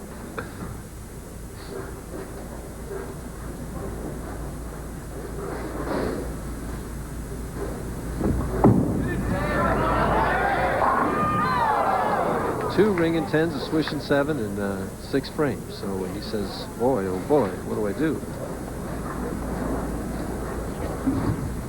Here's our ground shot. Ball goes out to about the 8th or 9th board, comes roaring back. Watch the 6 pin, second from the right. It sails around that 10. Live action, Dave converted the 10 pin. We should comment that we have very fast bowlers tonight. There are no real aimers on this show. It just goes to show you that you don't have to spend all that time in order to get the job done. You're talking about me again, huh? No, okay. No. But I think that in some cases, slow play has to be looked at. Same on the PGA Tour, same thing.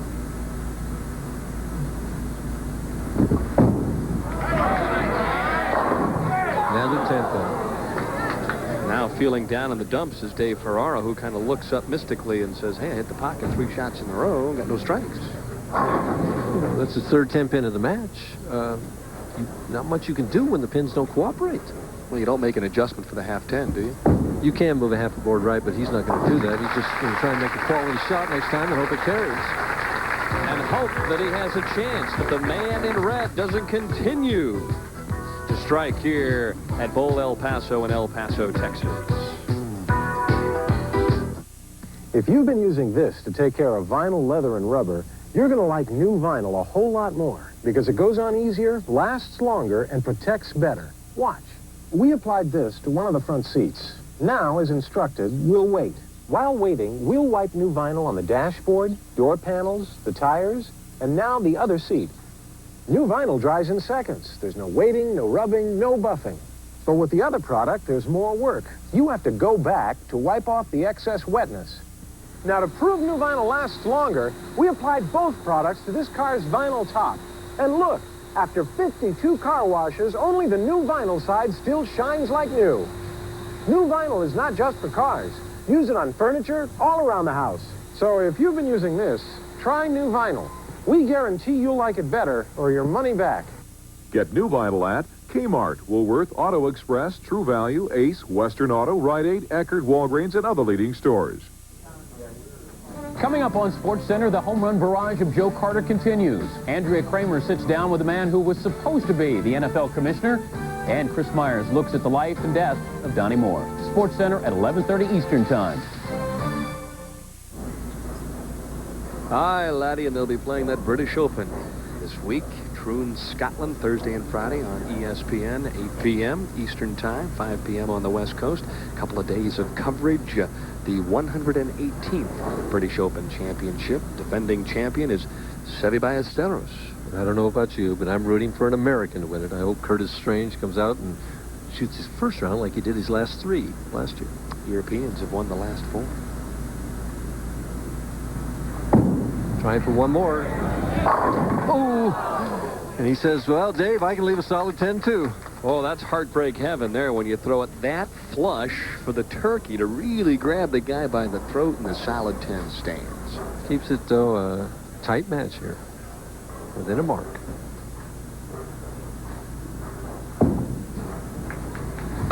Woo! Little thin there. Little thin there. Again, watch the 6-pin as the ball seems to go flush into the 1-3 pocket. Is flush. How could you throw it any better? The 6 goes not even close to the 10. Did you see that? It wasn't really even close. You know, sometimes when you watch that 6-pin, it'll wrap around the very bottom of the 10. Other times it's around the middle, and sometimes it's in the top. Why does it fly high and low and in between? Do you know? Well, it's just one round object hitting another round object. It's going to fly one way and then another. And now he leaves a solid 8 behind that. His ball is hitting so hard, it's just really hitting too hard right now. 2 unbelievably bad breaks in a row for Tony Westlake. Now watch this. See, what I think happens on that is that the head pin turns sideways, hits the 2-pin, and the head pin hits the 5 before the ball gets there. The butt of that head pin nits the 5-pin before the ball gets there, and the ball goes through an empty space and leaves the solid 8. Well, what this all means is that it's an 8-pin match right now as Ferraro steps up in the 8th.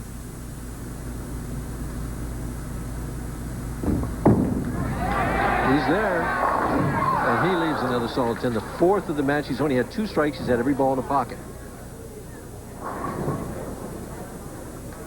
Well, most of the players throughout the week said it's fairly easy to get to the pocket, but knocking down the corner pins is the key, as it is in most weeks, but perhaps more so here this week.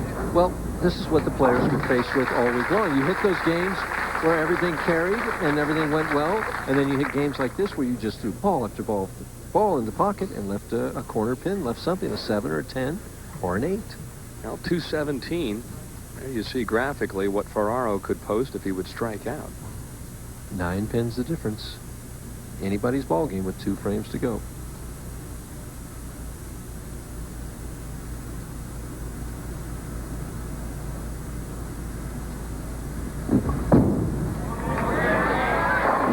Oh, my goodness. Wowee. He's got 4 in a row, but they're all 10 pins. A perfect 10. I mean, that's not a bad poker hand, but in bowling, it's no good at all. That's right. You leave Bo Derek one time after another and after another, you're not going to get very far.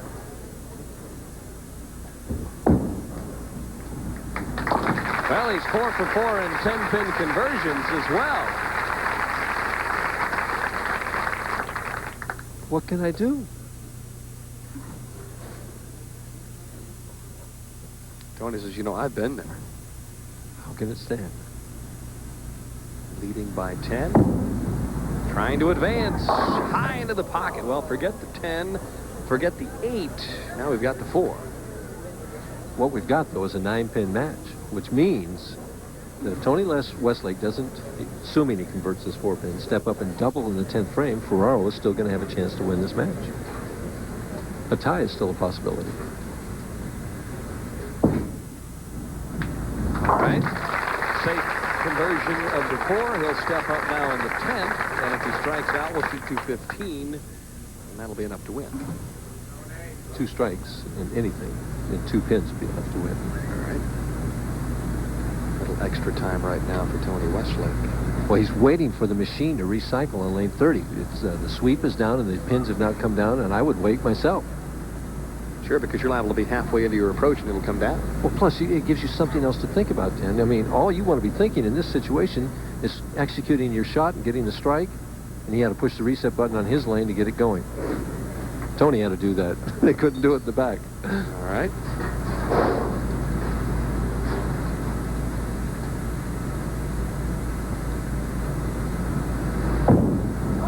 Will it carry? Yes. Well, the last time he left the solid 8. This time, thankfully enough, well, it's been great exhibition by both bowlers of pocket shooting, and the frustration the PBA player's face and the wife's face also as she looks on, knowing the situation. Mary is really having a tough time with this match. Well, one more strike, and he's bowling for his second title. Nothing Ferraro can do.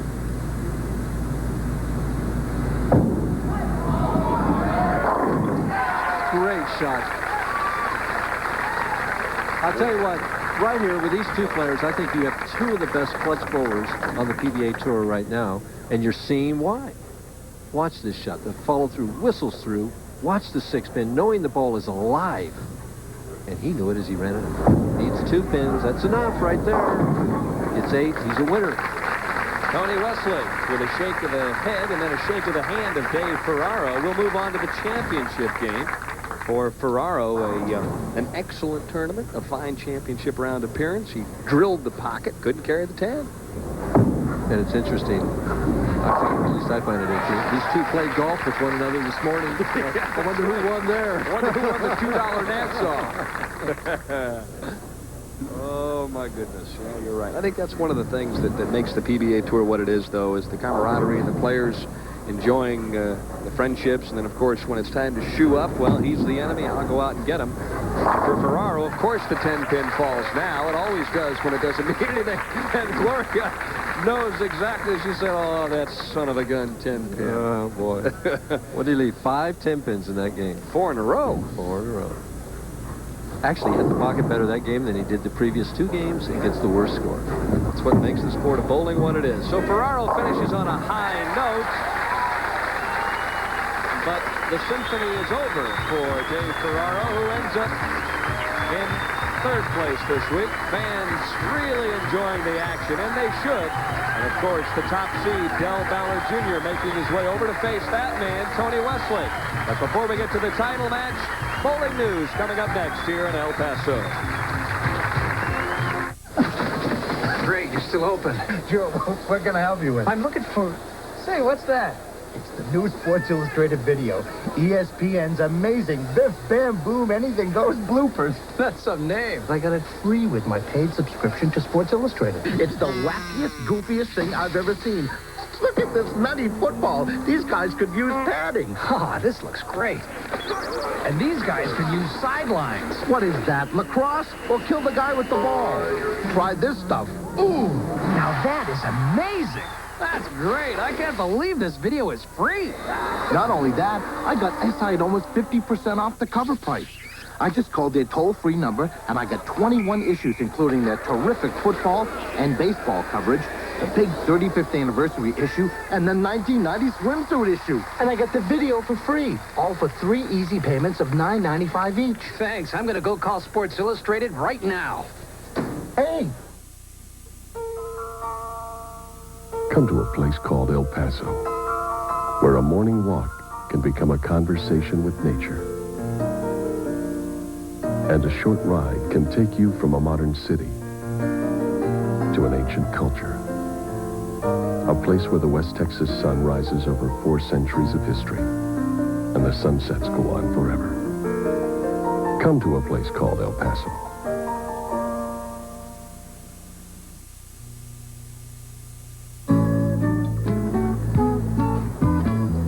Welcome to this week's edition of the Bowling News, brought to you by Pizza Hut, home of pan pizza that's winning the hearts of America. And welcome back to Bowl El Paso and week number 6 of the PBA Summer Tour, a week that was not really too kind for the tour's leading money winner, Mike Albee. Albee, for the 3rd consecutive week, the PBA's leading money winner, was unable to pick up a paycheck. Meanwhile, our tournament leader, Ballard Jr., could end up just shy of the $200,000 mark if he comes away a winner here this evening.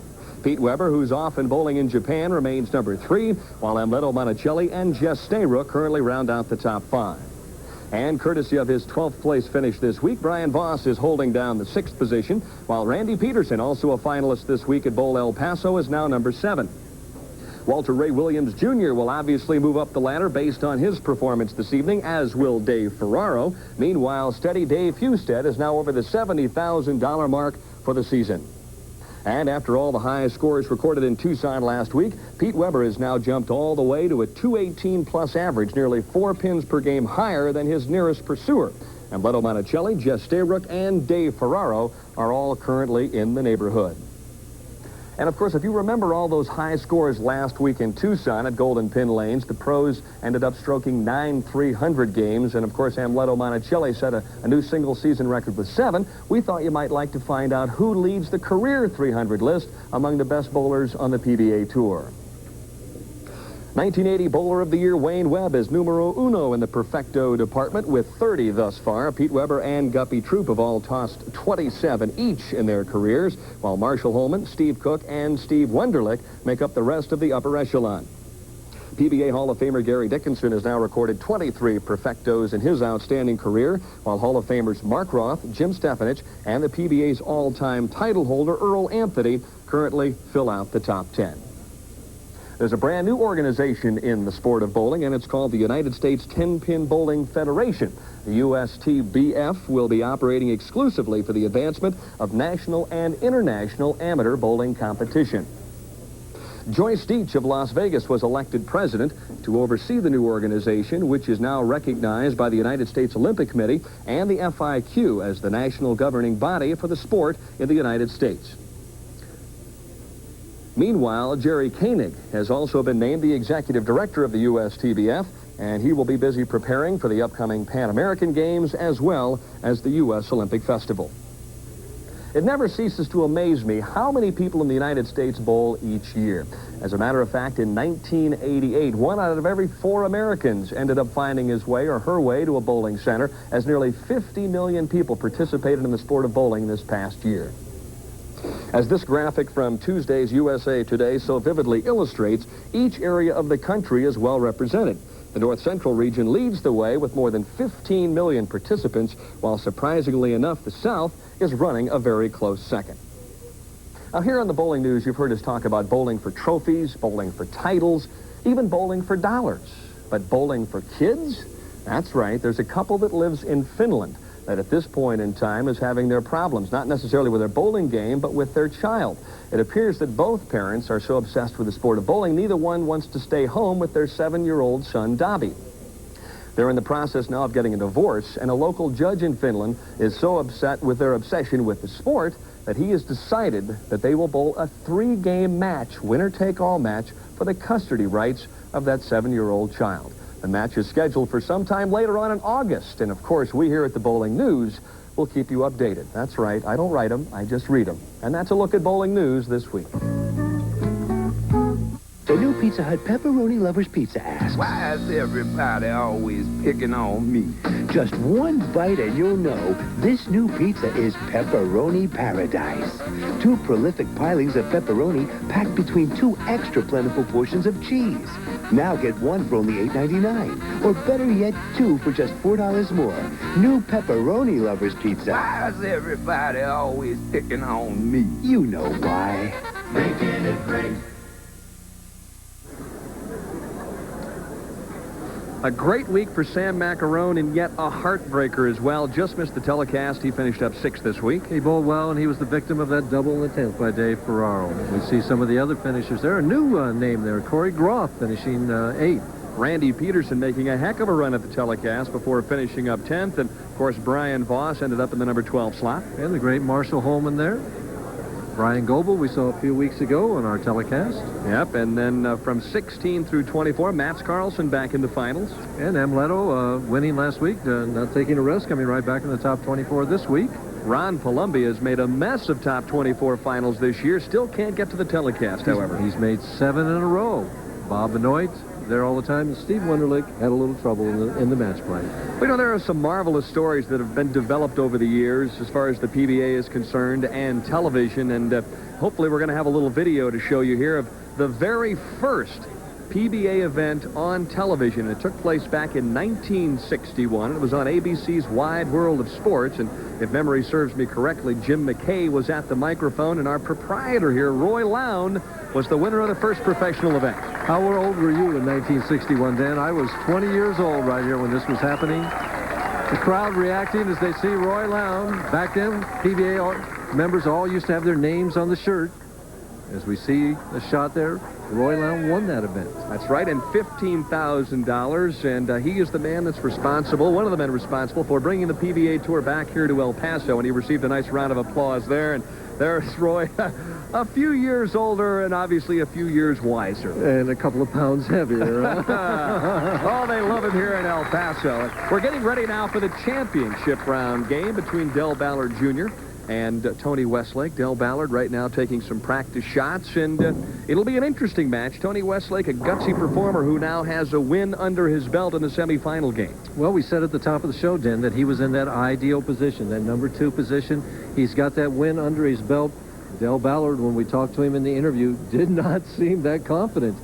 He told me confidentially that the pair was not quite the same. You know, it was tighter. He was having trouble getting the ball back, yet if he threw it hard enough for the ball to hold, it wouldn't hit. We're going to have to wait and see what kind of adjustment he makes during the championship game. The most amazing thing about Dale Ballard Jr. is already at the age of 25, he has captured the Firestone Tournament of Champions. He has already won the BPAA U.S. Open and the ABC Masters. The only major that he's yet to record at this point is the PBA National Championship. And he's got a lot of years left to win that one. I'm sure that he will, down the road, win that one too. And a player, Mike, who seems to rise to the occasion in championship games and do his best in that situation is there you see graphically, winning the big ones is right. Dale Ballard's been right there. And, of course, the Brunswick Memorial World Open. How could we forget that one as well? And he beat Walter Ray Williams Jr. to win that title. He needed to strike in the 10th frame to win it.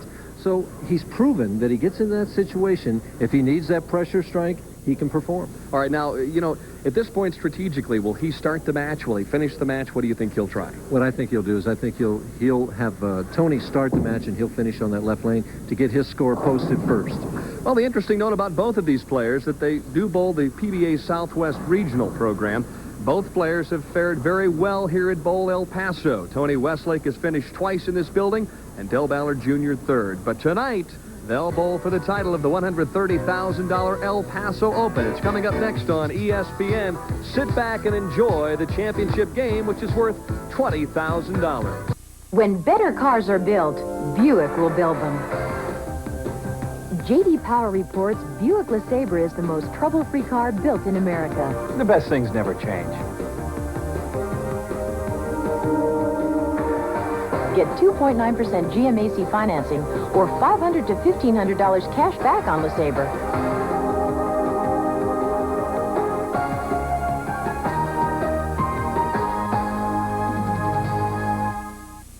Hi folks, this is Noah Osborne from Osborne Boat Sale, your MerCruiser dealer, offering you an unheard-of sale. A year-end clearance at the start of the season on all of our beautifully designed MerCruiser-powered celebrity boats, including runabouts, cruisers, and performance boats. From 18 feet to 28 feet, they are all included. We simply are overstocked and must move them out at any price. So don't wait. Come over to our Lancaster store for the deal of a lifetime. See Osborne, your authorized MerCruiser dealer. It started in Japan in 1907 and became one of the most respected automobile companies in the world, Daihatsu. Nearly 1 million vehicles a year, sold in over 130 countries. Cars, trucks, and utility vehicles of incredible quality at an affordable price. Daihatsu's reputation for reliability is well known throughout the world. See Daihatsu today, one of the most respected names in Japan for over 80 years, Daihatsu. So you think you've got big athlete's foot problems, like that annoying itching, or that awful burning. Well, Bigfoot problems call for Bigfoot relief from Desenex. Desenex stops the painful itching, cracking, and burning of athlete's foot fast. And Desenex guarantees you'll be satisfied or your money back. Money back? That's right, your money back. Desenex, the #1 cure for athlete's foot.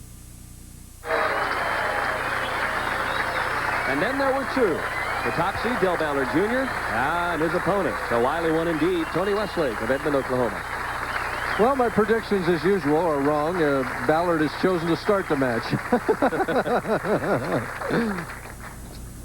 I keep my record intact. Oh, yeah, they're just throwing you a curveball. Let's see if Ballard curves the opening shot here. Doesn't waste much time.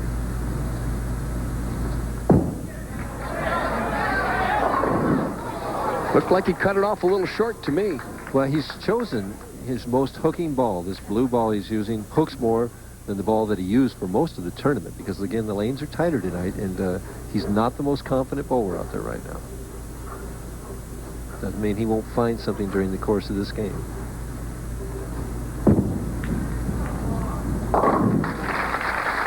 Notice how he straightened that shot out at the spare, threw it harder and straighter. Change the wrist position a little bit and don't hit the ball as much. Right, and when Denny says don't hit it, he means don't lift it with those fingers.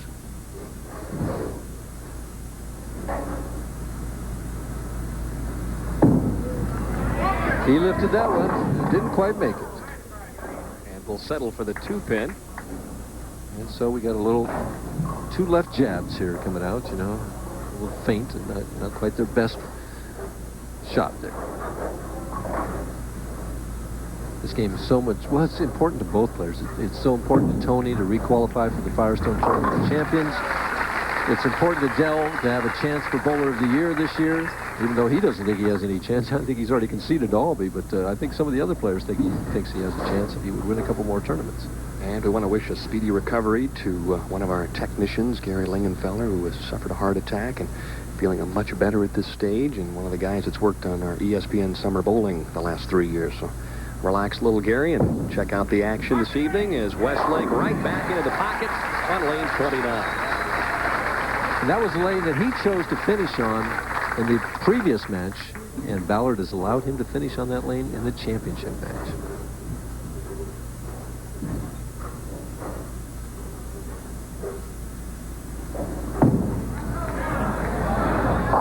Rips him apart. Now, he needed that shot mentally and for a confidence factor. You can see him that time. Now, see how he has that? Watch the left toe come up. That's his trigger to get himself started. See how square he is going to the line? Left arm out there pointing toward the opposite wall. Comes right straight to it and trusts it. Look at how close he is to that foul line. Starts at the back and almost winds up at the foul line. For the double. Perfect. He was asking for it to roll up into the pocket, and that time the ball obeyed. Watch this, just turn left. He sent it wider, lifted it better, and perfect. Yes. Tony for the double. Oh, doesn't trip that 4. Tried to spank the 4 out, a little high on the hit. I think Mary's just tickled to get to the title match. You can't be satisfied with that. I'm sure he's not. I'm sure he's not. But you can't let Ballard get out ahead of you. In the championship match or in the position round last night, Westlake bowled Ballard, and Ballard started off with the first 9 straight strikes. The only 9 pins separated these two players after 41 games. So Ballard just has the ability that when he gets ahead like that, he smells that finish line and he's just sprinting. He took off at the Firestone Tournament of Champions on Walter Ray. Shot 254. Westlake trying to shore up, and he does with a slasher on the left-hand lane. So he's 2 for 2 on lane 29, but he trails by 10 here in the championship game.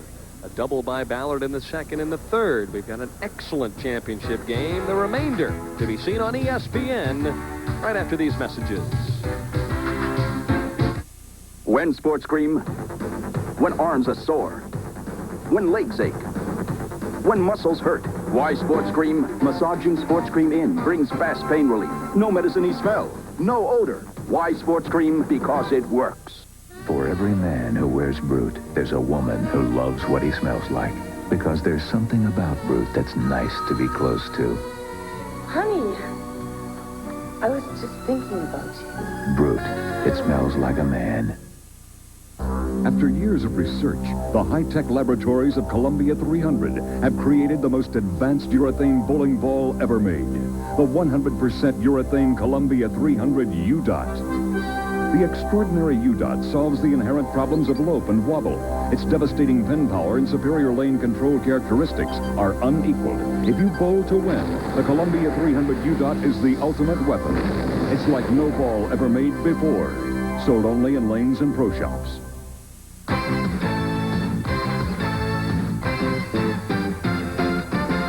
ESPN presents the world's ultimate driving machine. You'll see coverage of the U.S. Open, British Open, PGA Championship, and year-long excitement from the PGA Tour. There's also the precision of the Lady Linksters and fun from tee to green with those swinging seniors. Tee times are set for golf's oldest major championship, the British Open, Thursday and Friday on ESPN. Coming up next on ESPN, Sports Center, the main topics of conversation, the NFL owners' meetings, and obviously that new spring league, the International League, and all the scores around the Major League Baseball circuit. This evening, Larry Burnett and Dan Patrick standing by, and that'll happen right at the conclusion of the $130,000 El Paso Open.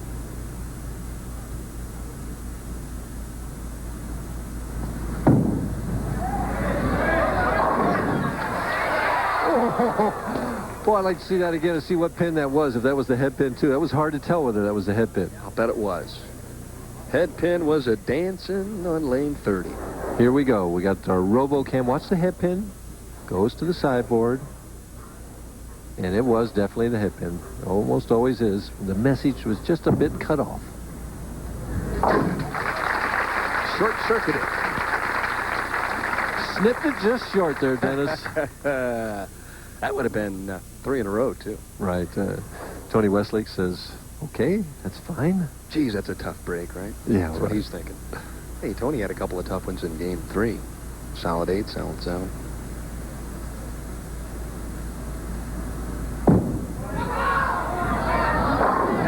Oh, boy, when this guy gets that ball rolling, he can really turn that label over.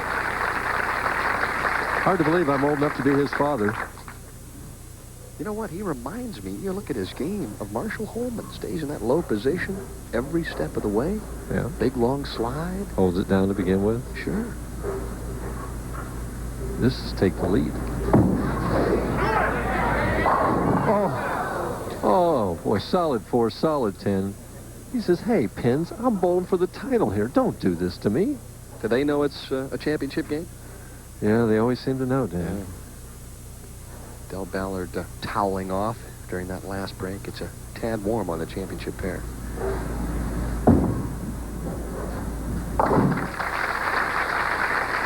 Boy, the solid hit has just not been rewarded tonight. Dave Ferraro just leaving 10 pin after 10 pin in the semifinal match there.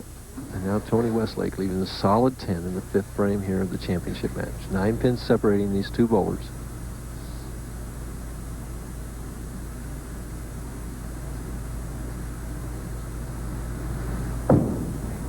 Looks good. Is good. Boy, that 4 pin, or the 2 pin, something ricocheted off the deck. But you're right. I don't know. I think I'd be lining up for the light hits myself. They seem to be better carry. Haven't seen a 7-10 tonight, so no danger of that. You never know. Looks for the double and a 19-pin lead, and he caves them in, and the 2-pin topple.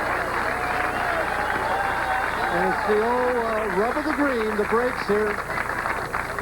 As we're going to watch this, he barely hits the head pin. The head pin has to hit the 2 pin to strike, and it doesn't. Goes forward, and the 4 pin falls forward into the 2. You're going to get a look at it here. He's got 5 there now, and they all fall down to increase his lead to 19 pins, going to his best lane to make it up to 29.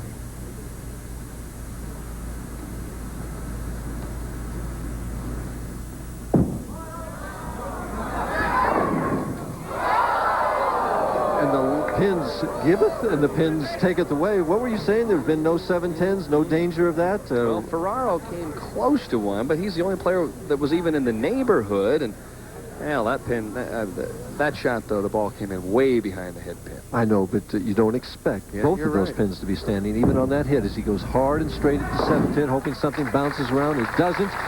Tony Westlake now with a strike can take a 5-pin lead. If he strikes on that shot, he's 29 ahead. He leaves the 7-10, and it's 5 pins. And can go to be trailing 1 more frame. How quickly it can change.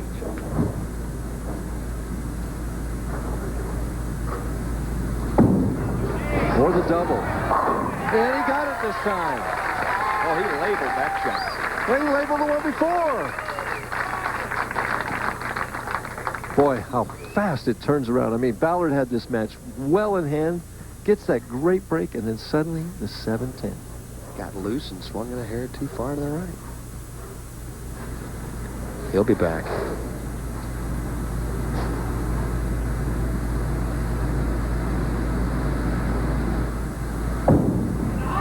For 3, for 3, and a 15-pin lead. And he's talking to him right now, Mike Durbin. So Westlake, taking advantage of the 7-10 Open in the 7th, comes up with a turkey. And the light hit's been rewarded all night long. Comes in that light scrambler. Ballard quickly up here in the 8th frame.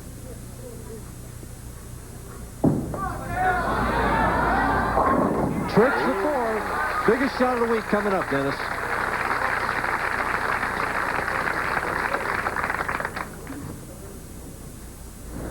Going to take a little more time, I think, with this shot. He's obviously been in pressure situations before.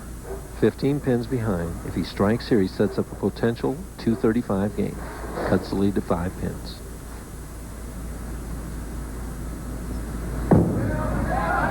Will it carry? Yes! Boy, the 10 pin was up there for a half a second. So he knows he made a mistake in the 7th, but he doesn't let it bother him. He bounces back with a double. Watch the 10 pin. Watch the 10. 6 clips the top of it as it went around and it fell. If Tony doesn't strike on this ball, he could be shut out. Lose. But he does strike. And right now he's rolling in a 250 clip. Basically, though, what he needs is the first strike in the 10th frame, 6 pins and a spare, and he's going to have a win. His second win. He's hit this lane every time this game. No extra time.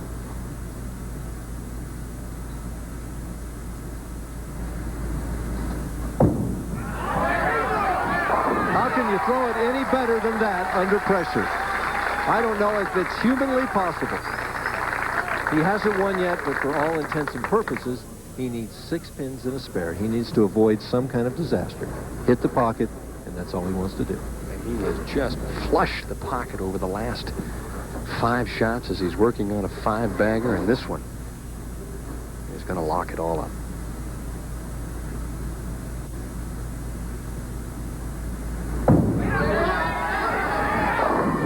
That does it. That does it. Mary says thank you.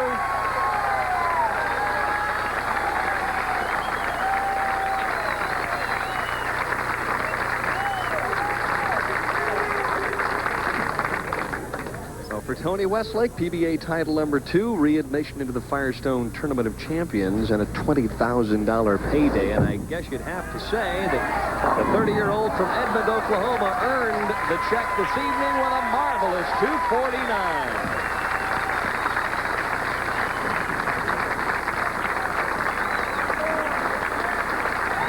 Well, that's what winning's all about. Nice hug and a kiss from wife Mary. Del Ballard will finish out. And for Tony Westlake, it's been a long time back, but he's back in the winner's circle again. You know, that shows me a little class on Del's part. He leaves that solid 10 in the 10th frame, but makes the spare rather than just throwing that pin away. Finishes out the game with 214 if he strikes. I don't know. It just shows me a little character on his part. Well, he's seen both sides of the spectrum. He's defeated some top seeds. He's won from that position. Now he has lost from the number 1 position. He bowled a great game. Got a tough break in the 7th when he left the 7-10. So it's a $10,000 500 week for Del Ballard, who now is over $180,000. And they're on their feet right now applauding both players.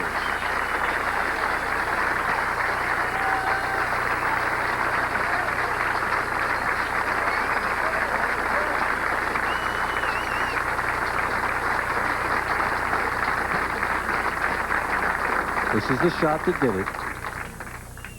Snaps through that follow-through like he always does. Comes in light. Only needed 6, but 10 is better than 6. Here's his reaction. Yes, yes, yes. Please, please, please. All right. Well, we know she can keep score. The tears of victory and joy for Mary and Tony Westlake. We'll be back to chat with more than likely both of them when we return to Bowl El Paso in El Paso, Texas. Interested in a better hand soap? Not me. I can go.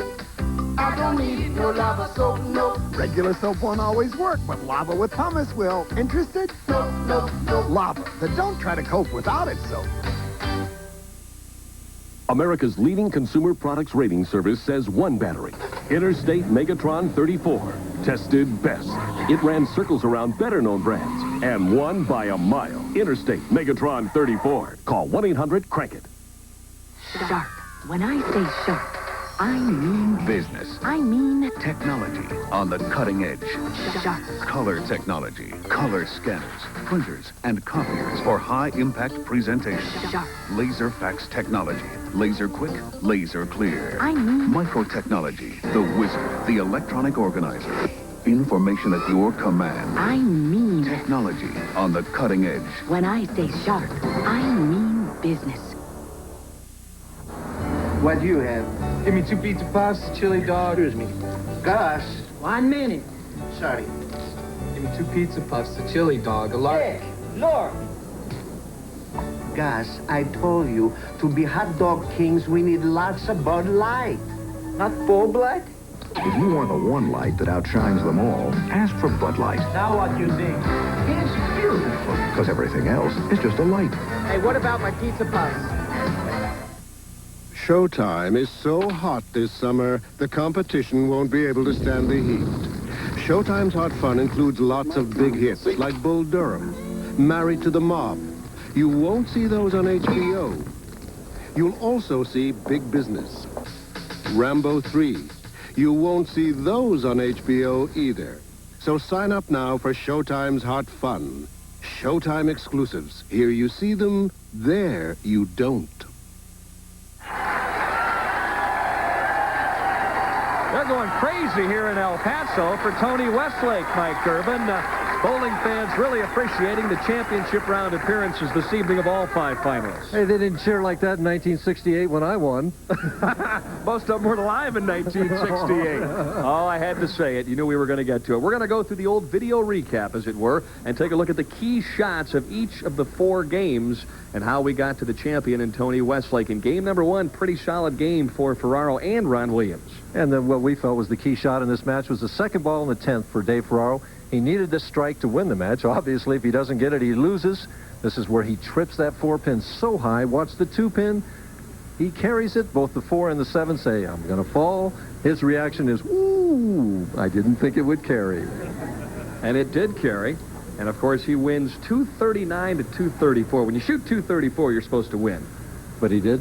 What's supposed to happen isn't always what does happen. Thank goodness you're here to correct me. You're right. Ron Williams finished 5th, a nice week for him. So then it was on to Walter Ray Williams Jr., who really has struggled in the championship round.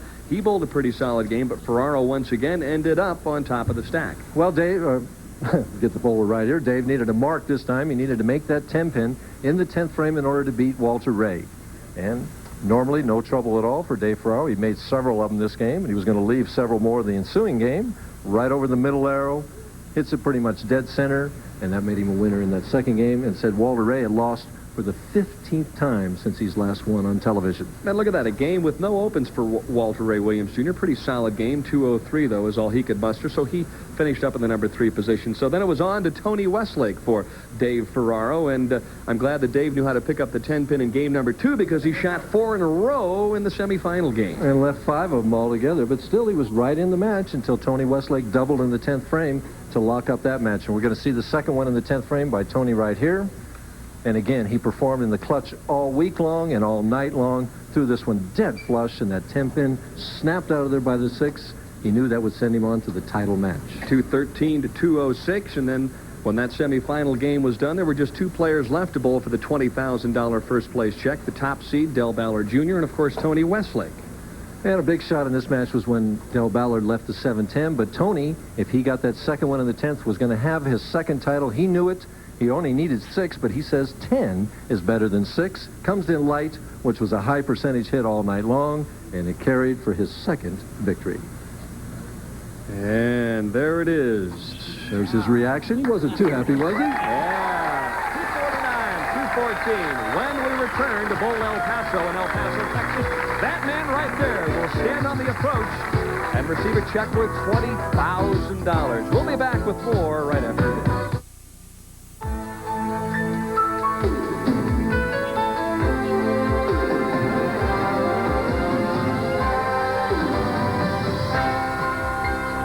It has become the ultimate test of mind and body.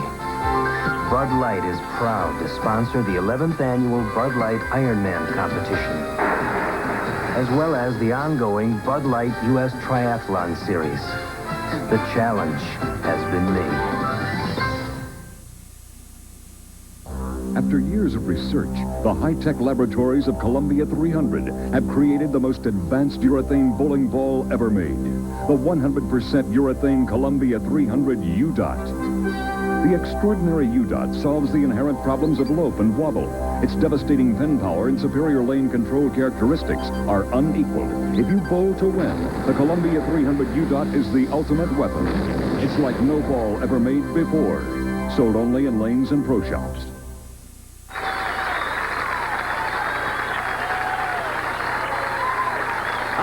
The youngster from Edmond is all smiles here in El Paso. I'd like to introduce Jim Donnelly now, representing the Visitors Bureau here in El Paso, and he has a beautiful trophy to hand over to Tony Westlake. Tony, congratulations from El Paso and the Convention of the Visitors Bureau. Thank you, Jim, very much. Thank you. Thank you. I'd like to thank everybody here in El Paso and everybody here at Bowl El Paso for a great week. The fans are great, and this is the biggest TV show audience I've ever seen, and it's great. And now, to present the check, the Honorable Mayor of El Paso, Susan Azar. It's really great to give you this $20,000 check from El Paso. We're real proud of the job you did here. Glad to see that your bride can come along and help you spend this $20,000. Thank you, Mayor.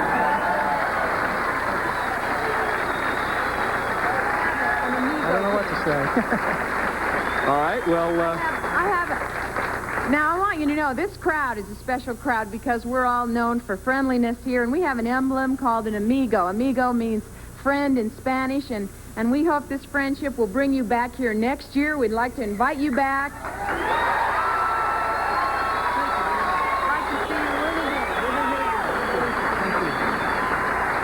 Well, if this continues, Tony Westlake may just move to El Paso.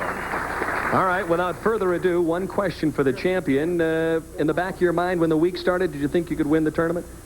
Well, you always think you can win when the week starts, and you just kind of go from practice day into the first day and see what happens, and everything gradually moved up for me, and I guess I got the breaks at the right time, and it's tough to get here, and Dale left at 7-10, and they gave me a chance to win, and he could have easily carried that, and I might have left the 10-pin, and he could have easily went the other way. All right, Mary, 2 months ago, you said for better or for worse. When you married this guy, is this the better side? This is the better side. Yes. It's got to be very difficult for you to have to sit and watch your husband perform under that kind of pressure. It wasn't easy tonight. Not at all. I was real nervous. Are you nervous now? Yes. Why would you be nervous? He's just won $20,000. Are you nervous about spending the money? Yeah, trying to decide where it's going to go, I guess. I know that Tony told me before the telecast that you've had a lot to do with his mental attitude over the last couple of months. What have you tried to instill in him? I just always tell him that every week it's different, and I always try to keep him positive. He doesn't show very much emotion, and he calls me after every block, and we usually talk about it. I just try to make him be happy. Mike, a quick question? Tony, early in that match, you were 10-4, different things. Dell was off quickly, and then he carried that 2-pin forward. What were you thinking then?